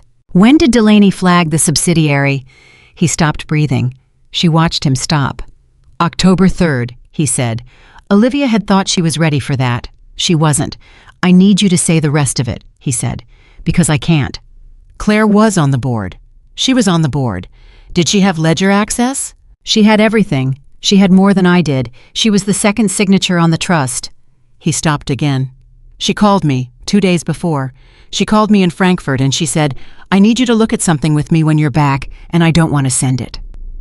What did you say? Nathaniel Carter put his hands over his face. I said I'd look at it Monday. She drove them home because he couldn't, and neither of them spoke for the last 4 miles. And when they pulled into the drive, he said one sentence. I need to know what my daughter heard. The speech pathologist's name was Anne Ruiz, and she was the one who had answered, I wait. And it turned out she had meant it. She had been coming 3 afternoons a week since December. Lucas talked to her constantly now in sentences with the middles missing. Noah negotiated. Lily drew. That was the thing about Lily. She had never said a word, not one, not even to Olivia, not since the diner floor, when she had cried instead. But since January, she had filled 40 pages of a spiral pad, and on the 14th of March, Anne Ruiz came out into the hall and asked Olivia and Nathaniel to sit down. I don't want to overstate this, she said. I'm not a forensic interviewer, and if this goes anywhere near a courtroom, everything I'm about to show you has to be redone by somebody who is. Understood. I asked her to draw her house. That's a standard prompt. This is what I got 6 times over 3 sessions. She laid out 6 pieces of paper, 6 drawings of the same thing. A yellow rectangle, the front hall. Olivia realized because the hall was yellow and the front door was black, and there it was, the black door in all 6. And in all 6 on the stairs a small figure, and at the bottom of the stairs 2 big figures, one with long dark hair, one with nothing on his head but a gray scribble at the temples. She's put herself on the staircase, Anne said quietly, in every one. Nathaniel said, that's the night. I can't tell you that. That's the night. Claire came downstairs at 10 o'clock and told me she was going to her sister's, and I said fine. I didn't look up. He touched the edge of one drawing without picking it up. Richard wasn't here. You were where? In the study, on a call to Rotterdam. Anna Ruiz cleared her throat. There's one more thing, and then I'm going to go, because you two need to make some decisions, and I shouldn't be in the room for it. She turned the last drawing over. On the back, Lily Carter, 3 years old, had drawn a rectangle with a circle in the middle of it, and under it 6 vertical marks in a row. Do you know what that is? Anne said. No. I didn't either. I asked her. She wouldn't say she doesn't say so. I asked her to show me. Anne looked at Olivia. She walked me to the hall table, and she pointed at the phone charger, and then she put her hands over her ears. Olivia felt the floor tilt. A phone, she said. Recording. I want to be extremely clear that I am not saying that. But she's seen a phone being held up, Olivia said, and it scared her enough that she draws it 11 months later. Anne Ruiz picked up her bag. I'm going to write my notes and date them and put them somewhere safe, she said. That's all I'm going to say about it in this house. That night, after the children were down, Nathaniel found Olivia in the kitchen, with her coat already on and her keys in her hand, and her hands not moving. "You're staying," he said. "I'm going home." "Olivia, I have to go home." She looked up at him. "Because if I stay here every night, then this house is where I live. And if this house is where I live, then I've got nothing left that's mine. And Nathaniel, I am scared. I've been scared since Tuesday, and I've been pretending I'm not, because there are 3 children upstairs, and one of us has to be the person who isn't." He crossed the kitchen and stopped a foot away from her. "I'm scared too," he said. "You're not allowed to be." "I know. You're the one with the lawyers. I've got 6 lawyers, and every one of them works for a firm Richard put on retainer." He almost laughed. "I've got a housekeeper who's known him 19 years, a driver. He hired a security company he chose, and 1 analyst hiding in a Corolla. And you. That's not a plan. No. So make one." "I'm going to the board," Nathaniel said. "Thursday, emergency session. Delaney's material, the coastal filings, all of it in front of 11 people, and outside counsel we retain ourselves. And on Friday morning, I'm walking it into the U.S. Attorney's Office with a lawyer named Mara Whitfield, who has never taken a dollar from anyone at that company. He'll know. He'll know Thursday morning when he sees the agenda." "Nathaniel," Olivia set her keys down. "He'll know before Thursday morning. Somebody on that board plays golf with him." "Then he knows," Nathaniel said. "Then he's got 2 days and $110 million and no way out of it, and I'd rather he spend those 2 days looking at me than at anything else in this house."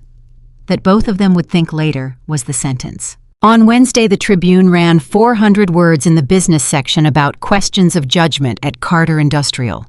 There was a photograph. It had been taken with a long lens from the street Nathaniel Carter on his own front steps, with his hand on Olivia Bennett's arm, both of them laughing at something one of the children had done off-frame. The caption said Carter with a member of household staff. Marge called her at 8 in the morning. "Honey, I saw it. Denny's got it taped up by the register. Marge don't.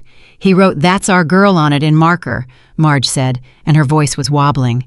"He made 3 people look at it before 9 o'clock. Bill Hoyt said something and Denny told him to eat his eggs somewhere else." Olivia laughed and then found she was crying. "They're saying I'm the comments underneath Marge. I know what they're saying. Don't read it. They put my old badge photo next to it, from the hospital. Somebody dug up my hospital badge. Olivia Ann Bennett." Marge's voice cut through the line like a knife through a pie. "You listen to me. 11 years I watched you turn sideways in an aisle so you wouldn't take up room. 11 years. And now some man with a camera takes your picture and prints it in the paper, and the worst thing he could think to say about you is that you were laughing on a porch." She sniffed hard. "Sweetheart, that's not a scandal. That's a life." Halston's lawyer sent a letter that afternoon. It ran 2 pages and used the phrase, "undue influence over a vulnerable principal," 3 times, and it named Olivia in the first paragraph, and it advised the board that the individual's continued residence in the household presents a governance risk. Nathaniel read it standing up in the hall, and then he crumpled it in one hand. "Thursday," he said. Thursday came in gray and wet. He left the house at 7:40. He stood in the front hall and put his hands on the sides of Lucas's head and said, "I'll be back for dinner."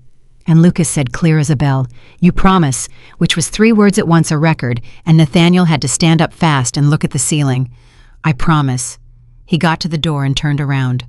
"Olivia, go. Keep the alarm on, all of it, not just the perimeter. I know how the alarm works. And the phone. Nathaniel, go to your meeting." He went. The board session ran long. She got a text at 11:20 outside counsel here D presenting, and another at 1:15 they're asking for a forensic audit. It's happening. And then nothing. At 4:20, Mrs. Ellery's daughter went into labor 6 weeks early in Naperville, and Olivia put her in a cab herself and told her not to be ridiculous. Of course she should go, and stood in the drive waving at a taxi with 3 children around her legs. At 5:10, the power went out. Not the whole street. She looked. The house across the way had lights. "Okay," Olivia said out loud. "Okay." She got the 3 of them into the kitchen and sat them on the counter, which was against every rule she'd ever made, and gave them each a spoon and a jar of applesauce, and got out her phone, and the phone had 2 bars and then 1. She called Nathaniel. It went to voicemail. She called the security company. A very polite young man told her that the account showed a scheduled maintenance window authorized that morning by a listed principal. Which principal? Sir Richard Halston, ma'am. He's listed as on turn it back on. It's a scheduled turn the alarm back on right now. Ma'am, I can dispatch a technician for Monday. Olivia hung up and dialed 911 and got as far as I'd like to report, and then stopped because the operator asked what the emergency was, and Olivia Bennett heard herself about to say, "A man turned off my alarm," and knew exactly how that would sound, coming from a woman whose photograph was in the paper that week. "Ma'am, my name is Olivia Bennett," she said. "I'm at 1400 Sheridan Court in Kenilworth. There are 3 children in this house. The power's been cut to this address only, and the security system was disarmed remotely by a man who is being investigated for fraud today. I'm not saying he's here. I'm saying I want a car to drive past." The operator's voice changed slightly. "Stay on the line. I can't, my battery's at 9%. Ma'am, Sheridan Court, 1400, 3 kids." She hung up and put the phone in her apron pocket and got a flashlight from the drawer. Lucas said, "Livy." "Yeah, bud." "Is it a game?" And Olivia Bennett looked at 3 faces on a kitchen counter in the dark and made the fastest decision of her life. "Yep," she said. "It's the quiet game. Best one there is. First one to the linen closet wins." The linen closet on the 2nd floor had a door that locked from the inside because it had been a nursery pantry in 1911. She'd noticed it in her first week. She'd noticed it because she noticed everything, and because some part of her that had spent 11 years reading tables had never once stopped looking for exits. She got them in. She put the flashlight on the floor, pointing at the ceiling. She gave Noah her keys to hold because he liked keys, and put the applesauce jar in Lily's lap. "Now here's the rules," she whispered. "You stay in here with the door shut, and you don't come out for anybody, not even if you hear my voice." Lucas's eyes went wide. "Not even you, not even me, unless I say the magic word." "What's the magic word?" she thought for exactly 1 second. "Pancakes." Lucas nodded, dead serious, a small soldier.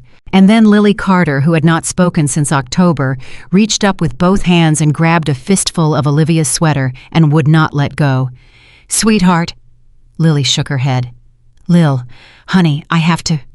Lily's mouth opened, and her whole face worked, and out of an 11-month silence came one cracked syllable. "Stay." Olivia's heart came apart. She put her forehead against the little girl's forehead. "I'm going to be right outside this door," she said. "And I'm not going anywhere, and that is a promise, and I have never broken one to you." She shut the door. She heard the bolt go over on the inside, Lucas, 3 years old, remembering, and she stood up in the dark hallway of a house that wasn't hers, and she heard glass break downstairs. She did not run. That surprised her later when she thought about it. She had always assumed that if it ever came to something like this, she would run or freeze or shake. Instead, she walked to the top of the stairs and stood there with her hands loose at her sides and her heart going like a bird, and she said in a perfectly level voice, "Richard." The flashlight beam swung up and hit her in the face. "Olivia," warm as ever. "You're still here." "Where else would I be?" "Colorado," he said. "I did offer." "You did." He came to the bottom of the stairs. He was in a coat and gloves, and he was holding a flashlight and nothing else, and somehow that was worse. "Where are the children?" "Not here. Their coats are on the hooks." "They have a lot of coats." Halston laughed. "You know I like you. I said that and I meant it. Come down." "No." "Olivia, I've had a very long day. Nathaniel put 11 people and 2 lawyers from Kirkland in a room this morning and made a presentation about me." He climbed 2 steps. "So I'd like to do this without any drama. There's a hard drive in that study and a box of Delaney's photographs somewhere in this house, and I'm going to take both, and then I'm going to take those children to their grandmother's in Lake Forest because their father is about to be arrested, and somebody has to—" "He's not going to be arrested. It's his name on every document. He walked it into the U.S. attorney tomorrow morning, Richard. Whitfield's already got it." Her voice didn't shake. She'd never know why. "You didn't lose this morning. You lost in October when you had to kill a woman to keep a spreadsheet quiet, because that's when you stopped being a man with a problem and became a man with a body." Richard Halston stopped on the 4th step. "Careful," he said. "There it is again. You have no idea what you're talking about." "You told me the time," Olivia said. 11 o'clock. Nobody printed the time." "I read the report. I was the executor." "You weren't the executor. Mrs. Ellery filed the paperwork. It was Nathaniel's brother." He came up 3 more steps fast. "Move away from the stairs." "No." "Olivia." The warmth was gone entirely now, and what was underneath it was not loud at all, and that was the horrible part. "You are a waitress. You have been in this family for 4 months. There is nothing here for you, no money, no name, no claim. You have no idea what it costs to be me, and I am asking you one last time as a courtesy to step aside." And Olivia Bennett, 34 years old, $4.80 an hour, plus tips, stood at the top of a staircase in the dark, with her arms out to both walls. "You want to know what's here for me?" she said. "2 doors down, there's a little girl who said her first word in 11 months about 9 minutes ago, and the word was stay. Get out of the way." She said, "Stay, Richard. Move." "I never gave birth to them," Olivia said. "I know that. Everybody in this house knows that. But I held them in the dark when they were 4 pounds, and nobody in the world knew my name. And I have been standing between those children and everything that wanted to take them apart since the night I met them, and you are not going up these stairs." He came at her. "I was 55 years old and 200 pounds, and he came up the last 4 steps and got a hand in her sweater, and Olivia did the only thing an untrained person can do, which was to make herself heavy and grab the rail with both hands and refuse to be moved. "Let go. No. You stupid." He got an arm around her, and she felt her feet leave the floor, and she hooked one leg around a baluster, and the whole thing shrieked and held. And somewhere down that hall, a 3-year-old boy was screaming through a closet door, and Olivia thought with terrible clarity, he can hear that. So she yelled, not for help. She yelled the loudest, stupidest, most useless thing she could think of because it was the only sentence in the world that would tell 3 children behind a bolted door that she was still there. "Pancakes is not the word. Pancakes is not the word." And Richard Halston, off balance on a staircase in a dark house with his gloved hand full of a waitress's sweater, hesitated for half a second because he could not understand what he had just heard. That was when the phone in her apron pocket 9% battery held down against her hip by his own forearm came free and hit the stairs and lit up. And Halston looked at it. Olivia would think about that half second for the rest of her life. Not what she did, what he did. Because a man who has nothing to hide looks at a woman he is fighting, and a man who has everything to hide looks at a phone. She got her hand on the rail and shoved off it with everything she had. Every double shift, every tray, 11 years of carrying 4 plates up a crowded aisle. And Richard Halston went backward down 5 stairs and hit the landing on his shoulder, and his flashlight went spinning across the hardwood. Olivia landed on her knees at the top. She grabbed the phone. It was still lit, and the screen said, "Recording 641. She hadn't started it. She stared at it for 1 full second, and then she understood, and the understanding went through her like ice water. She hadn't started it. She'd hid it in the kitchen, thumbing at the 911 screen with her hands shaking, and it had been running in her apron pocket the entire time, through the flashlight in her face, through "there's a hard drive in that study," through "you have no idea what it costs to be me." Halston got up off the landing. "Give me the phone." "No." "Olivia, give me the phone." And that was when the front door came in. Not police were 9 minutes out and would arrive to a scene already finished. What came through that door was a 41-year-old man who had spent 6 hours in a boardroom and had not been able to reach his house since 1:15, who had driven the last 2 miles on the wrong side of Sheridan Road, and who had run at a front door his own key would have opened. Nathaniel Carter came into that hall and saw his partner of 19 years at the bottom of his stairs and a woman on her knees at the top. Nobody in the family ever agreed afterward on exactly what happened in the next 11 seconds. Nathaniel would say he didn't touch him. Halston's lawyers would say otherwise. Mrs. Ellery, who was not there, would say for the rest of her life that she had it on good authority. What was on the recording was this, a sound. Then Nathaniel's voice, very close and very quiet. "She was on the phone with me the night before Richard. She said she wanted to look at something with me on Monday. Look at me. Look at me. Was it Monday?" Halston breathing hard. "You're insane." "Was it Monday, Richard?" And then Olivia's voice from the top of the stairs shaking for the first time all night. "Nathaniel, Nathaniel, don't. Not with them in the house." 3 seconds of nothing. Then footsteps and a man's ragged breath, and Nathaniel Carter saying in a voice that had come all the way back from somewhere, "Sit down on the floor. Put your hands where I can see them. There's a car coming." The first squad car came up the drive at 6:59. They found a 55-year-old man sitting on the hallway floor of a house he had a key to, with a broken shoulder and a story about a maintenance window. They found a cutout service box on the north side of the property.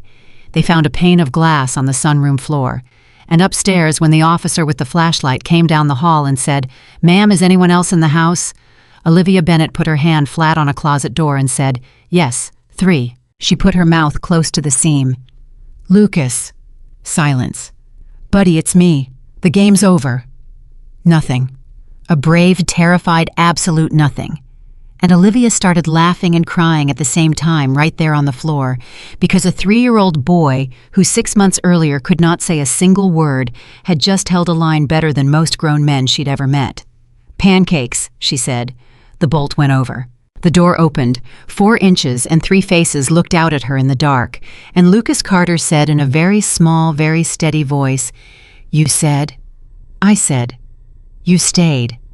"I stayed," Olivia said, and got all 3 of them into her arms at once, and did not let go for a very long time. The officers wanted her statement in the kitchen, and Olivia said no.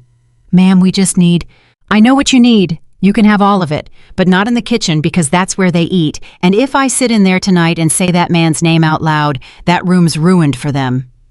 The sergeant looked at her for a second longer than he needed to. "Where then?" "The driveway." So she gave a statement standing in a driveway at 8 o'clock at night with a blanket around her shoulders that somebody had gotten out of the trunk of a squad car, and she gave it in order and she gave it flat. And when she got to the part about the closet door, her voice did a thing, and she stopped and breathed 4 counts in and 4 counts out and kept going. "You cut the game off with a code word. Pancakes." The sergeant wrote it down. "Why pancakes?" "It was the first thing I thought of." "Ma'am, I've been doing this 19 years. He clicked his pen. "Most people don't think of anything." Inside, Nathaniel would not put the children down. He had Lily on one arm and Lucas by the hand and Noah on his hip, and he was carrying all 3 of them around his own house like a man moving furniture in a fire. And every time an officer tried to speak to him, he said, "In a minute," without looking up. At 9, Mrs. Ellery came through the door, still in her coat from Naperville. "Don't," Olivia said. "Your daughter. My daughter has a 7-pound girl and a husband and 4 nurses." Mrs. Ellery put her bag down on the hall table like she was setting down a weapon. "Where is he?" "He's gone. They took him at 7:40.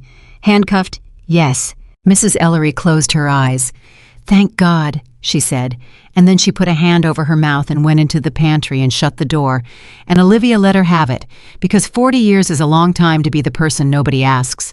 They put all 3 children in the master bed that night because there wasn't a conversation in the world that was going to get them anywhere else. Nathaniel sat on the floor with his back against the bed frame. Olivia sat on the floor across from him with her back against the dresser. Nobody suggested she leave, and nobody said she could stay. At 11:40, Lucas sat straight up in the dark. "Livy, right here. Is the game done? The game's all the way done. Forever. Forever." He lay back down. 30 seconds later, "Livy, yeah, I didn't open it. I know you didn't." "Not one time," Lucas said, "even when you yelled." And across the room in the dark, Nathaniel Carter made a sound like a man being hit. The lawyer came at 7 the next morning. Mara Whitfield was 60, built like a fire hydrant in a raincoat she never took off, and the first thing she did was put her hand out to Olivia instead of Nathaniel. "You're the one with the phone." "I am." "Where is it?" "In my apron pocket, which is in a paper bag, which is on that counter and nobody's touched it since 8 last night." Whitfield turned to Nathaniel. "Where'd you find her?" "A diner." "Then buy the diner." She snapped a glove on and took the bag. "Nobody plays it. Nobody copies it. It goes to the state's attorney's tech unit today with a chain form, and it does not go on anybody's laptop. Do you understand me? Because the second Halston's people can say a civilian edited it, we've got a very expensive nothing." "Understood." "Ms. Bennett, sit." Olivia sat. "Here's what's coming," Whitfield said. "You're going to hear the word hero for about 4 days. Enjoy it because it ends. Then you're going to hear the other words." "What words?" "You know what words." Whitfield pulled out a chair and dropped into it.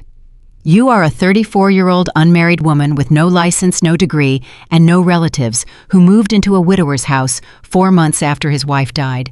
That's the woman they need you to be, and they'll have a picture from the Tribune to prove it. I'm not living here. You were in the house at 7 p.m. on a Thursday with no housekeeper, and you were the only adult present at the moment. Their client sustained a fractured scapula going down a flight of stairs." Whitfield spread her hands. "I'm not saying it's true. I'm saying it's the shape of it, and their whole case is that shape." What's their case? Their case is that Richard Halston came to the home of a friend in the dark, out of concern was assaulted by an unstable employee, and that everything else, Coastal, the audit, the deceased, Mrs. Carter, is a fantasy invented by a bankrupt company to distract from its own fraud. She smiled with absolutely no warmth. It's a good case. It's the case I'd run. Nathaniel said, it's a lie. Mr. Carter, half of what wins is a lie with a nice suit on. That's why we're going to be extremely boring. She turned back to Olivia. Do you have a lawyer? No. You do now, and it isn't me because I represent the company, and the company's interests are not your interests, and there will be a day when that matters. Whitfield wrote a name on the back of a card. Call her, today. She's a former public defender, and she is meaner than I am. I can't afford. I'll pay it, Nathaniel said. He'll pay it, said Whitfield, through a retainer he does not control and cannot see the invoices for because otherwise on cross they will ask you who's paying your lawyer, and I would like your answer to be dull. The 4 days of Hero went about the way she said. The story got out on Friday afternoon. Partner arrested at CEO's residence security system, disarmed 3 children in the home. Rosalie's got 2 news vans in the lot by Saturday. Denny came out the back door in his apron, told them to move off private property, and then sold both crews coffee. $12, he reported on the phone. 8 cups, and I got the rooster in the shot. Denny, how you doing, kid? I'm okay. Don't lie to a man who's known you 11 years. I'm not sleeping, Olivia said. I keep hearing the closet. Yeah. A pause and a spatula scraping. That's the job. That don't go away for a while. Just don't drink about it. I'm not.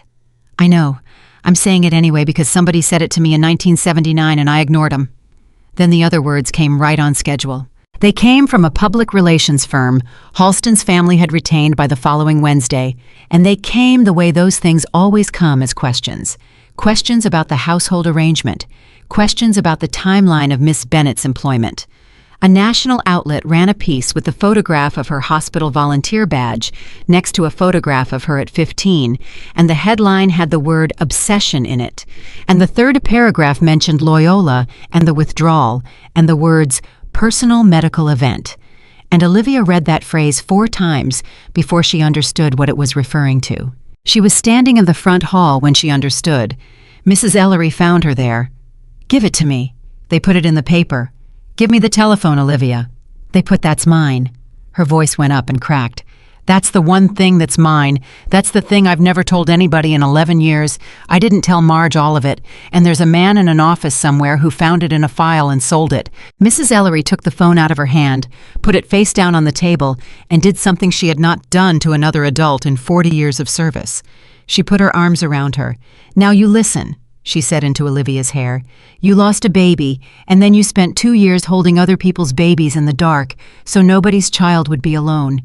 There's not a soul in this world who reads that and thinks less of you, only the ones who are already looking for a reason. Nathaniel's going to read it. He read it this morning. Olivia pulled back. What did he say? He didn't say anything. Mrs. Ellery's mouth went thin. He went out to the garage and he stood out there for 20 minutes, and then he came in and asked me how you take your coffee, because in 5 months it had never once occurred to him to ask. The deposition was in April in a conference room downtown, and it lasted 6 hours and 40 minutes. Halston's attorney was a soft-spoken man named Pruitt, who apologized before every question he asked. Ms. Bennett, I apologize, this is uncomfortable. What is your annual salary in the Carter household? $84,000. And prior to that, around 26 with tips. So this position represents a rather significant change in your circumstances. Yes. Forgive me, did you ever discuss compensation with Mr. Carter privately, outside of business hours? Yes. Where? On a bus bench. Pruitt's pen paused. I'm sorry. On a bench across from the bus stop on Harlem Avenue, Olivia said, because I wouldn't get in his car. Her own attorney, a small, furious woman named Delia Okafor, did not move a muscle, but under the table she tapped one finger twice, which was their signal for good. I went at it for 2 more hours. He asked about the badge. He asked about Loyola. He asked in the gentlest voice in the world whether she had ever been treated for depression, and Okafor said, objection, and she's not answering that. And Pruitt said, I'll withdraw it, and had already gotten what he wanted, which was to put it in the room. And then at 4 in the afternoon, he said, "Ms. Bennett, I want to ask you about the first night, in the restaurant. Is it accurate that one of the children addressed you as Mommy?" "Yes. Within 20 minutes of meeting you." "About 12, I think." "And how did that make you feel?" Okafor leaned in. "You don't have to. It's fine." Olivia put both hands flat on the table. "It made me feel sick." Prewitt blinked. "Sick. Sick," she said. "Because I knew he was wrong, and I knew he was going to find out he was wrong, and I've spent my whole life around kids, and I know exactly what it does to a 3-year-old to give a word like that to somebody and have them hand it back." She looked straight at him. "I told his father that same night in a doorway in the rain. I told him I wouldn't take the job. There's a security camera on the back of that restaurant. It's a 9-year-old system. It doesn't have sound, but it will show you a woman standing in a doorway saying no to a very rich man for 4 minutes. Prewitt said, "Let's take a break." "You asked me how it made me feel," Olivia said. "That's how it made me feel." They didn't pull the camera. They didn't have to. 2 weeks later, the state's attorney's office finished with a hard drive recovered from a storage unit in Franklin Park, and everything about the case changed shape. Whitfield came to the house to say it in person, which was the first sign. "Sit down, both of you. Just say it." They found the file Delaney flagged, all of it. Coastal the Shell, 4 years of invoices. She pulled her raincoat off for the first time since Olivia had met her, which was the second sign. And they found something else on the same drive, a voice memo, 11 minutes long, recorded October 14th. Nathaniel's hands went flat on the table. 2 days before. 2 days before. Whose voice? Both of them. Whitfield sat down. "Nathaniel, I need to tell you what's on it before anybody plays it for you, and I need you to hear it from a person and not from a machine. Say it." Claire went to him. Whitfield's voice was for the first time careful. "She found Coastal on her own. She didn't call the auditors and she didn't call the SEC. She called Richard and she went to see him because he'd been the best man at your wedding, and she told him she'd found it and she was giving him 1 week to unwind it himself and tell you, and if he didn't, she was going to." Nathaniel said very quietly, "She gave him a week. She gave him a week." "Why would she?" "Because she was trying to save your friendship," Whitfield said. "That's my read. I'm not a therapist. She said on that recording, and it's her, they've got 2 experts on it, that she didn't want you to lose one more thing. He recorded it. He recorded everything. That's what men like this do. They record everything because they think it's insurance, and it always turns out to be the rope." She looked at him. "Nathaniel, there's more, and it's worse, and I need you to decide right now whether you want it today or Monday." "Today." "You're sure?" "Today." Her phone was found in the vehicle, Whitfield said. It had been factory reset at 11:52 p.m., 40 minutes after the collision by someone with the passcode. She let that sit. "There's no charge coming for the accident itself. Not yet. The physical evidence is 18 months cold, and the ramp camera on that stretch was down that week. What there is obstruction, tampering with evidence, and $110 million of wire fraud, and the U.S. Attorney has told me privately that the accident file has been reopened by a detective who does not intend to retire." Nathaniel didn't say anything for a long time. Then he said, "She came down the stairs and told me she was going to her sister's." "Yes." And I said, "Fine." "Nathaniel." "She lied to me because she was protecting me," he said. "She stood 4 feet away from me and lied about where she was going because she thought I couldn't take it, and I didn't look up from my desk, and I have spent 18 months thinking she was—" He stopped. "There was a part of me that thought she was leaving. On the road at 11 at night, lying about her sister. There was a part of me that thought she'd met somebody." Whitfield said nothing. "I've never said that out loud." "You've said it now. She was on that road because of me." And Olivia said no. Both of them looked at her. "No, she wasn't," Olivia said. "She was on that road because a man she trusted decided he'd rather she be dead than embarrassed. That's it. That's the whole sentence. And I know you're going to want to carry it because you carry everything, but if you carry this one, you're going to put it down on those kids eventually, and they will pick it up because that's what kids do." Nathaniel put his head in his hands.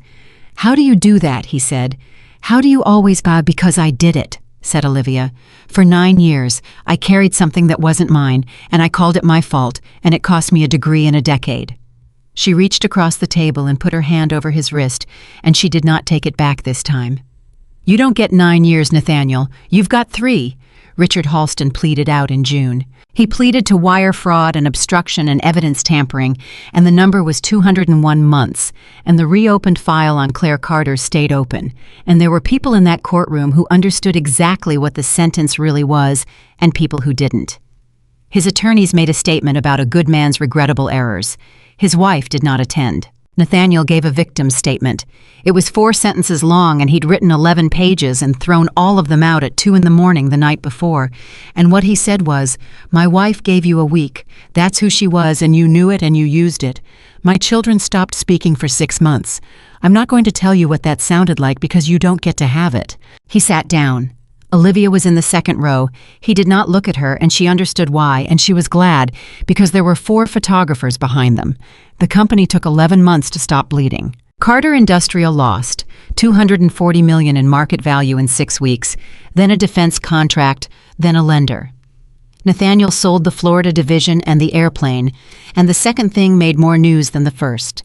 He kept 1,100 people employed and cut 60 and did all 60 of the calls himself, which every consultant in the building told him was insane. Waimare Priya Delaney, the chief financial officer at 35.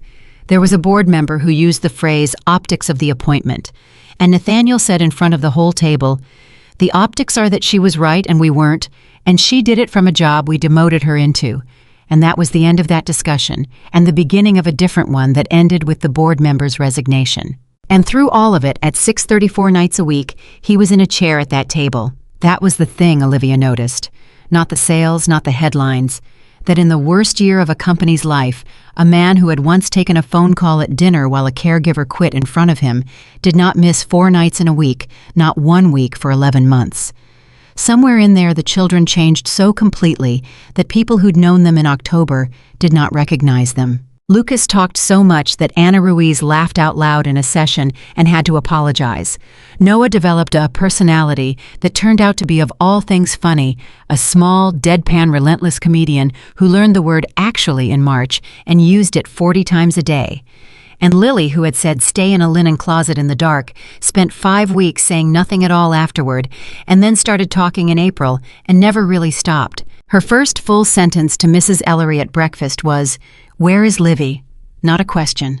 A demand. Mrs. Ellery reported it to Olivia with her chin up and her eyes wet and pretended to be annoyed about the toast. The name thing came in May.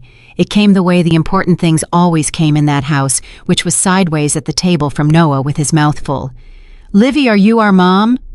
The fork stopped in Nathaniel's hand. Olivia set hers down. "No, Bud." "Why?" "Because you had one." "But she's dead." "She is." "So you could be." "That's not how it works," Olivia said, and her voice was very steady, and only Nathaniel, who had spent 7 months learning to read her, could hear what it was costing. "Come here a minute, all 3 of you. Lucas, put that down." They came and stood around her chair. "You had a mom," she said. "Her name was Claire, and she was smart and brave, and she loved you more than anything in the whole world, and she is not replaceable, and she is not gone from this house. That's the truth." Lucas said, "I don't remember her face." "I know." "Is that bad?" "No, honey, you were 2. She got his hand. "That's why we've got the pictures, and that's why Daddy tells you the stories, and that's why we say her name out loud in this house instead of whispering it. So what are you?"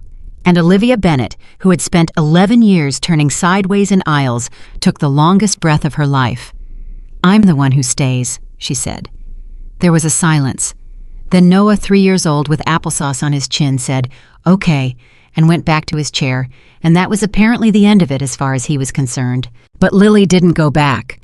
Lily stood there with her hand on Olivia's knee, thinking in the enormous and total way that only a small child thinks, and then she said, "Lucas said the wrong word at the restaurant." Everyone stopped. "You remember the restaurant," Olivia said carefully. "It was raining," Lily said. "Daddy broke the plate, and you got on the floor." She frowned. "He said the wrong word, but you didn't say it back." "No, sweetheart, I didn't." "Why?" "Because it wasn't mine yet," Olivia said. And Lily nodded, satisfied the way you nod when an adult finally says something that matches what you already knew, and climbed back into her chair and asked for more juice. Nathaniel got up and left the room. She found him 20 minutes later in the study, standing at the window with a glass he hadn't drunk from. "You want me to go?" "No. Because I can. Olivia, will you stop? He turned around. Stop offering to leave. Every time something happens in this house that matters, you offer to leave, and I have watched you do it for 7 months, and I want to know when you're going to believe that this is the one place on earth nobody's asking you to. That's not fair. It's completely fair. It's not fair because you don't know what it's like to be the person who can be let go, she said. There's no version of this where we're the same, Nathaniel. You sign my checks. I hand your kids their breakfast. I read the news about myself, and it's got my hospital badge in it. Do you understand that if this stops working, you go back to your life and I go back to a crate in a back hallway? Marry me. The room went absolutely silent. What? Marry me, Nathaniel Carter said.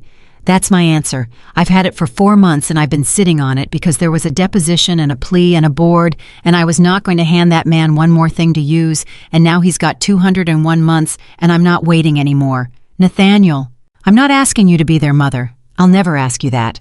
Lily just said it better than anybody said it in a year. It isn't a word you take. It's a word that gets given. He came away from the window. I'm asking because I'm 41 years old, and I have been alone in this house for 18 months, and I did not know it until a woman got on the floor of a diner and told my general manager to go get a broom. You're grieving. I've been grieving since October. I'll be grieving in 10 years.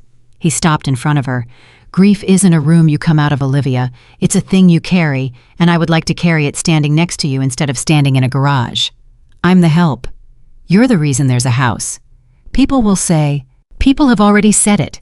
They said it in a national magazine, and they put your medical history in the 3rd paragraph. His voice dropped.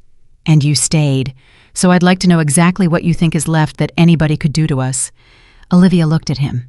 And then she did something that surprised both of them, which was to laugh one wet, disbelieving, cracked-open laugh with a hand over her mouth. You're serious. I've never been anything else. It's my whole personality. It's exhausting. Nathaniel, I don't... She stopped and pressed the heels of her hands against her eyes. I have never once in my life been the thing somebody picked. Do you understand that? Not in school, not at 24, not I have been the one who's available. I'm the one who's around. Nobody chooses me, they just don't send me away. Then let me be the first one, he said. And the last one. That's a big promise. It's the only one I've got. She was quiet for a long moment. 3 conditions, she said. He closed his eyes and started laughing, and it turned into something else halfway through. Go ahead. 1, I finish the degree. Done. Not done, it's not yours to give. I'm telling you what's going to happen. I've got 3 semesters and a professor at Loyola who still remembers me, and I'm going back in the fall, and there are going to be nights I'm not at that table. Then I'm at that table. 2, she swallowed. Nobody in this house ever calls me their mother because they're supposed to. Not once. Not on a card, not at a school thing, not because a teacher assumes it. If that word ever comes, it comes from them on a day nobody's planned, and if it never comes, that's fine, and you will never once look at me like it's a thing I'm owed. Nathaniel's jaw worked. Done. 3. If I ever tell you something you don't want to hear, Olivia said, you have to wait a week. And Nathaniel Carter put his hand out the same way he had on a bus bench in the cold in November, when a waitress with a write-up in her file had been holding a coat and telling a billionaire no. A week, he said. She took it, and this time when her hand shook, he didn't pretend not to notice. He held on until it stopped. They told the children the next morning at breakfast badly, both of them talking at once, and Lucas said, "Does that mean you sleep here?" And Olivia said yes, and Lucas said finally, and went back to his cereal, and Noah said, "Actually, I already knew," which was almost certainly a lie, and Lily got down off her chair, came around the table, and put her arms around Olivia's neck from behind, and stayed there for a very long time without saying anything at all. On Sunday, Olivia drove to Cermak Road. Denny saw her through the pass and came out from behind the grill wiping his hands, and Marge screamed. Actually screamed in a full dining room, and about 6 regulars turned around, and Bill Hoyt, who had been eating his eggs somewhere else for 4 months, had the decency to look at his plate. "Booth," Denny said, "not the crate." Denny, booth. She sat in a booth in Rosalie's family kitchen for the first time in 11 years, and Marge brought her eggs, and Olivia let her, and when Marge saw the ring, she sat straight down on the bench opposite and put her face in her apron. "Marge, don't talk to me. Marge, I said 31 years I've been married, and I've never once seen that man put a dish in the dishwasher, Marge said into the apron. And I sat right here and watched you turn sideways in that aisle for a decade, Olivia, so you let me have this. Denny came over with coffee. Nobody ordered and stood there. He good to you. He's good to me. He better be. He set the pot down, because I know where he eats. They were married in September in the backyard with 40 people because Olivia had said the word courthouse and Mrs. Ellery had said over my body, and that had been the end of the debate. Denny walked her out. He had argued about it for 2 weeks. I'm a cook kid, I got a bad knee and a worse suit. And then he showed up in a gray jacket that still had the tag tucked into the sleeve, and Marge cut it off in the driveway with a pair of kitchen shears she'd brought in her purse for exactly that reason. You ready? He said. No. Good. Nobody good's ever ready. Lucas carried the ring on a pillow and dropped it once. Noah announced to the entire assembly, unprompted at full volume, that he had a loose tooth. And Lily walked ahead of Olivia the whole way with a fistful of daisies turning her around every 4 steps to make sure she was still coming. She never said the vows the way she'd written them. She got about 11 words in, looked at 3 faces in the front row, and stopped, and Nathaniel said quietly enough that only the first row heard it, "Take your time." And she said, "I don't have anything fancy. I spent 34 years trying to take up less room and you people filled a yard." Mrs. Ellery cried into a linen napkin she had brought for that purpose, and then denied it for the rest of her life. Olivia started at Loyola that same month. It was not romantic. It was awful. She was 35 in a seminar room with people who had been in middle school when she withdrew, and she'd forgotten how to write a citation, and the first paper she got back had a B- and a note in the margin that said, "Good instincts, weak structure." She cried in the parking garage for 6 minutes, and then drove home and made dinner. Professor Halloran was 71 and still teaching 1 course a year, and on the second week he stopped her after class. "Bennett." "Yes, sir." Bennett. He tapped the desk. "Spring of '09. You wrote a paper on selective mutism in siblings, and I read it out loud to the department." "You remember that?" "I remember it because you didn't come back." He looked at her over his glasses. "Where'd you go?" And Olivia Bennett stood in a classroom doorway and told the truth in 1 sentence out loud to another human being for the first time in 11 years. "I lost a baby at 24 weeks, and I didn't know how to be in a room about children after that." Halloran didn't flinch, and he didn't soften, and he didn't say any of the things people say. "Well," he said, "you know how now." She graduated 2.5 years later. Nathaniel took the whole day off and sat in a folding chair in a gymnasium between 3 children in their good clothes, and when they called her name, Noah stood up on his seat and yelled, "That's ours!" before anyone could stop him, and the row behind them laughed, and Olivia heard it from the stage and had to stop walking for a second. The program started small, which was the only way she'd agree to it. Nathaniel had wanted to endow something enormous with her name on the building, and Olivia had said absolutely not, and they'd had their first real fight about it, a proper one in the kitchen with the door shut. "It's the fastest way to help the most children." "It's the fastest way to help the most children once," Olivia said. "Then it's a building with my face on it, and a board of people who've never been on the floor with a kid, and in 4 years it'll be exactly the same as every place that failed those 3. So what do you want?" "I want 11 people in a room learning how to sit still." She called it the Cuddler Program, after the thing on a laminated badge in a shoebox, and it trained volunteers and aides and grandparents and night nurses in the least fashionable set of skills in the entire field: how to sit 6 feet away from a child who won't speak and not fill the silence, how to hold your hand out and wait 90 seconds, how to hum something with no words in it, how to be boring and safe for 11 minutes so a 3-year-old can decide on her own schedule to come out from under the table. It was in 4 hospitals in the first year and 31 by the 4th. She never once let anyone call it therapy. "It's not treatment," she said in every single orientation, standing up in front of the room in flat shoes. "It's the thing that has to happen before treatment works. You are not going to fix anybody. You are going to be the first person in that kid's week who doesn't want something from them." There was a night in Cleveland in year 3 after a talk when a woman came up to the table, 50s. Nurse's badge still clipped to her shirt. "I have to tell you something and then I'm going to go." "Okay." "I worked nights at St. Ambrose, 2014 through 19. Olivia's hands went still on the stack of handouts. "I don't remember you," the woman said. "I want to be honest. I've been trying all night and I don't. There were a lot of volunteers. She pressed her lips together. But I remember the humming. And I remember we used to say to the new girls, if the babies in 4 through 6 are crying and nothing's working, wait because the humming lady comes Tuesdays. Olivia sat down on the edge of the table. Tuesdays, she said. Tuesdays, Thursdays, and Sundays. The nurse's chin went. I never once said thank you. Nobody did. You were furniture to us, honey.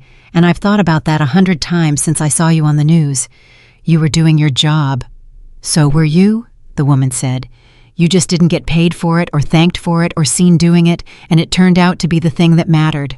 Olivia drove back to the hotel and sat in the parking lot and called home. And Lucas answered, because Lucas always answered, and she said, Tell me about your day, and listened to 9 minutes about a science fair volcano while she cried in a rental car in Ohio. The children grew. That was the part nobody puts in the newspaper. Lucas turned out to be relentlessly literal and made a terrible liar. Noah turned out to be the one who noticed when other kids were left out and got in trouble twice in 3rd grade for it, and Olivia signed both notes and told him privately he'd been right. Lily was the one who read at night with a flashlight and had opinions about everything, and at 9 years old informed a substitute teacher that, my mom has a master's degree actually, and then went silent and pink for the rest of the hour because she hadn't planned to say it, and neither of them had ever discussed it. She told Olivia that night at the sink drying a pot. I said something at school. Yeah, I said my mom. Olivia kept washing. That okay, Lily said. That's the best thing anybody's ever said to me. You didn't even look up. I'm looking now, Olivia said, and she turned around, wet hands and all, and Lily Carter, 11 months of silence, 1 word in a linen closet, walked into her. They kept Claire in the house. That never changed. Her photograph stayed on the piano, and every October 16th, the 5 of them drove out to the cemetery in Winnetka with 3 sets of flowers picked by 3 kids at a gas station, and Nathaniel told them the same stories every year. And Olivia stood a step back until the year Lucas was 11, when he reached out without looking, and took her hand and pulled her up level with the rest of them. She'd have liked you, Nathaniel said in the car once. You don't know that. She gave a crook a week to do the right thing because she didn't want me to lose a friend, he said. Yeah, I know that. The company survived. That's all it survived. There was no triumphant return, no record quarter, no magazine cover about a comeback. Carter Industrial got smaller and slower and paid its people and stopped being interesting to anyone, which Nathaniel said was the finest thing he ever built. Priya Delaney ran it as CEO from the year the twins Lucas and Noah, forever the twins to Marge, who could never be corrected, started high school. And Richard Halston served his sentence in a facility in Pekin. Nathaniel never visited. Olivia never spoke his name in that house again, not once in 20 years, and the kitchen stayed a kitchen. Rosalie's closed in the 8th year. Gerald had been gone long before off to manage a chain steakhouse in Naperville, where presumably the floor was optimized. Denny worked the grill until the last Sunday, and then handed Olivia the paper rooster off the window, faded down to almost nothing, and said, "Put it somewhere stupid." She hung it in the front hall of a house in Kenilworth, next to a photograph of a laughing woman on a beach, and nobody who came through that door ever understood it, and every single person who lived there did. Denny died in the spring, 9 years after that, in his own bed, 81 years old, and Olivia gave the eulogy and got through it because Marge held her elbow, and she told 400 people that a man had once looked at a 23-year-old girl and said, "Kid, you keep saying sorry for standing where you're standing," and that it had taken her 11 more years to stop, and that he'd never known he was the first one who noticed. She stopped apologizing. That was the whole of it in the end. Not the mansion, not the ring, not the program, not the 31 hospitals, not the name on the diploma. What actually changed and what took the longest was that a woman stopped turning sideways in aisles. She sat in booths. She took up her chair. She stood in the front of rooms in flat shoes and said things people didn't want to hear and waited out the week. There was a morning years on when she came down for coffee and found the 3 of them at the kitchen table groan or nearly arguing about something that didn't matter. And Lily was gesturing with a piece of toast, and Noah was saying, "Actually," and Lucas was laughing with his whole face, and the noise in that room was absolutely deafening. Olivia stopped in the doorway. She thought about a booth in a diner in the rain. 3 children in a line, hands at their sides, walking silently through a door. A little boy's hand flat on her cheek. Mommy, the wrong word said too early by a child who had no way of knowing he'd be right in about 6 years. Lily looked up. "Mom, tell Noah he's wrong." "He's wrong," Olivia said without asking about what. "You don't even know what it's about." "He's still wrong." And Noah put both hands over his heart like he'd been shot, and Lucas howled, and somewhere behind her, a man who had once broken a plate in a restaurant came down the stairs and said, "Is somebody going to make coffee, or is this a debate club?" And Olivia Bennett poured 5 cups without being asked, and sat down at the table, and took up exactly as much room as she needed. She had spent half her life believing she was too much and worth too little. The woman people looked past on their way to somebody who mattered. She was wrong, because the world is not saved by the loudest voice in the room or the biggest name on the building. It is saved quietly and permanently by the people who get down on the floor when everyone else is standing back, and who stay long after the applause stops, and who keep the promise nobody made them make. Olivia Bennett was one of those people, and 3 children who could not say a single word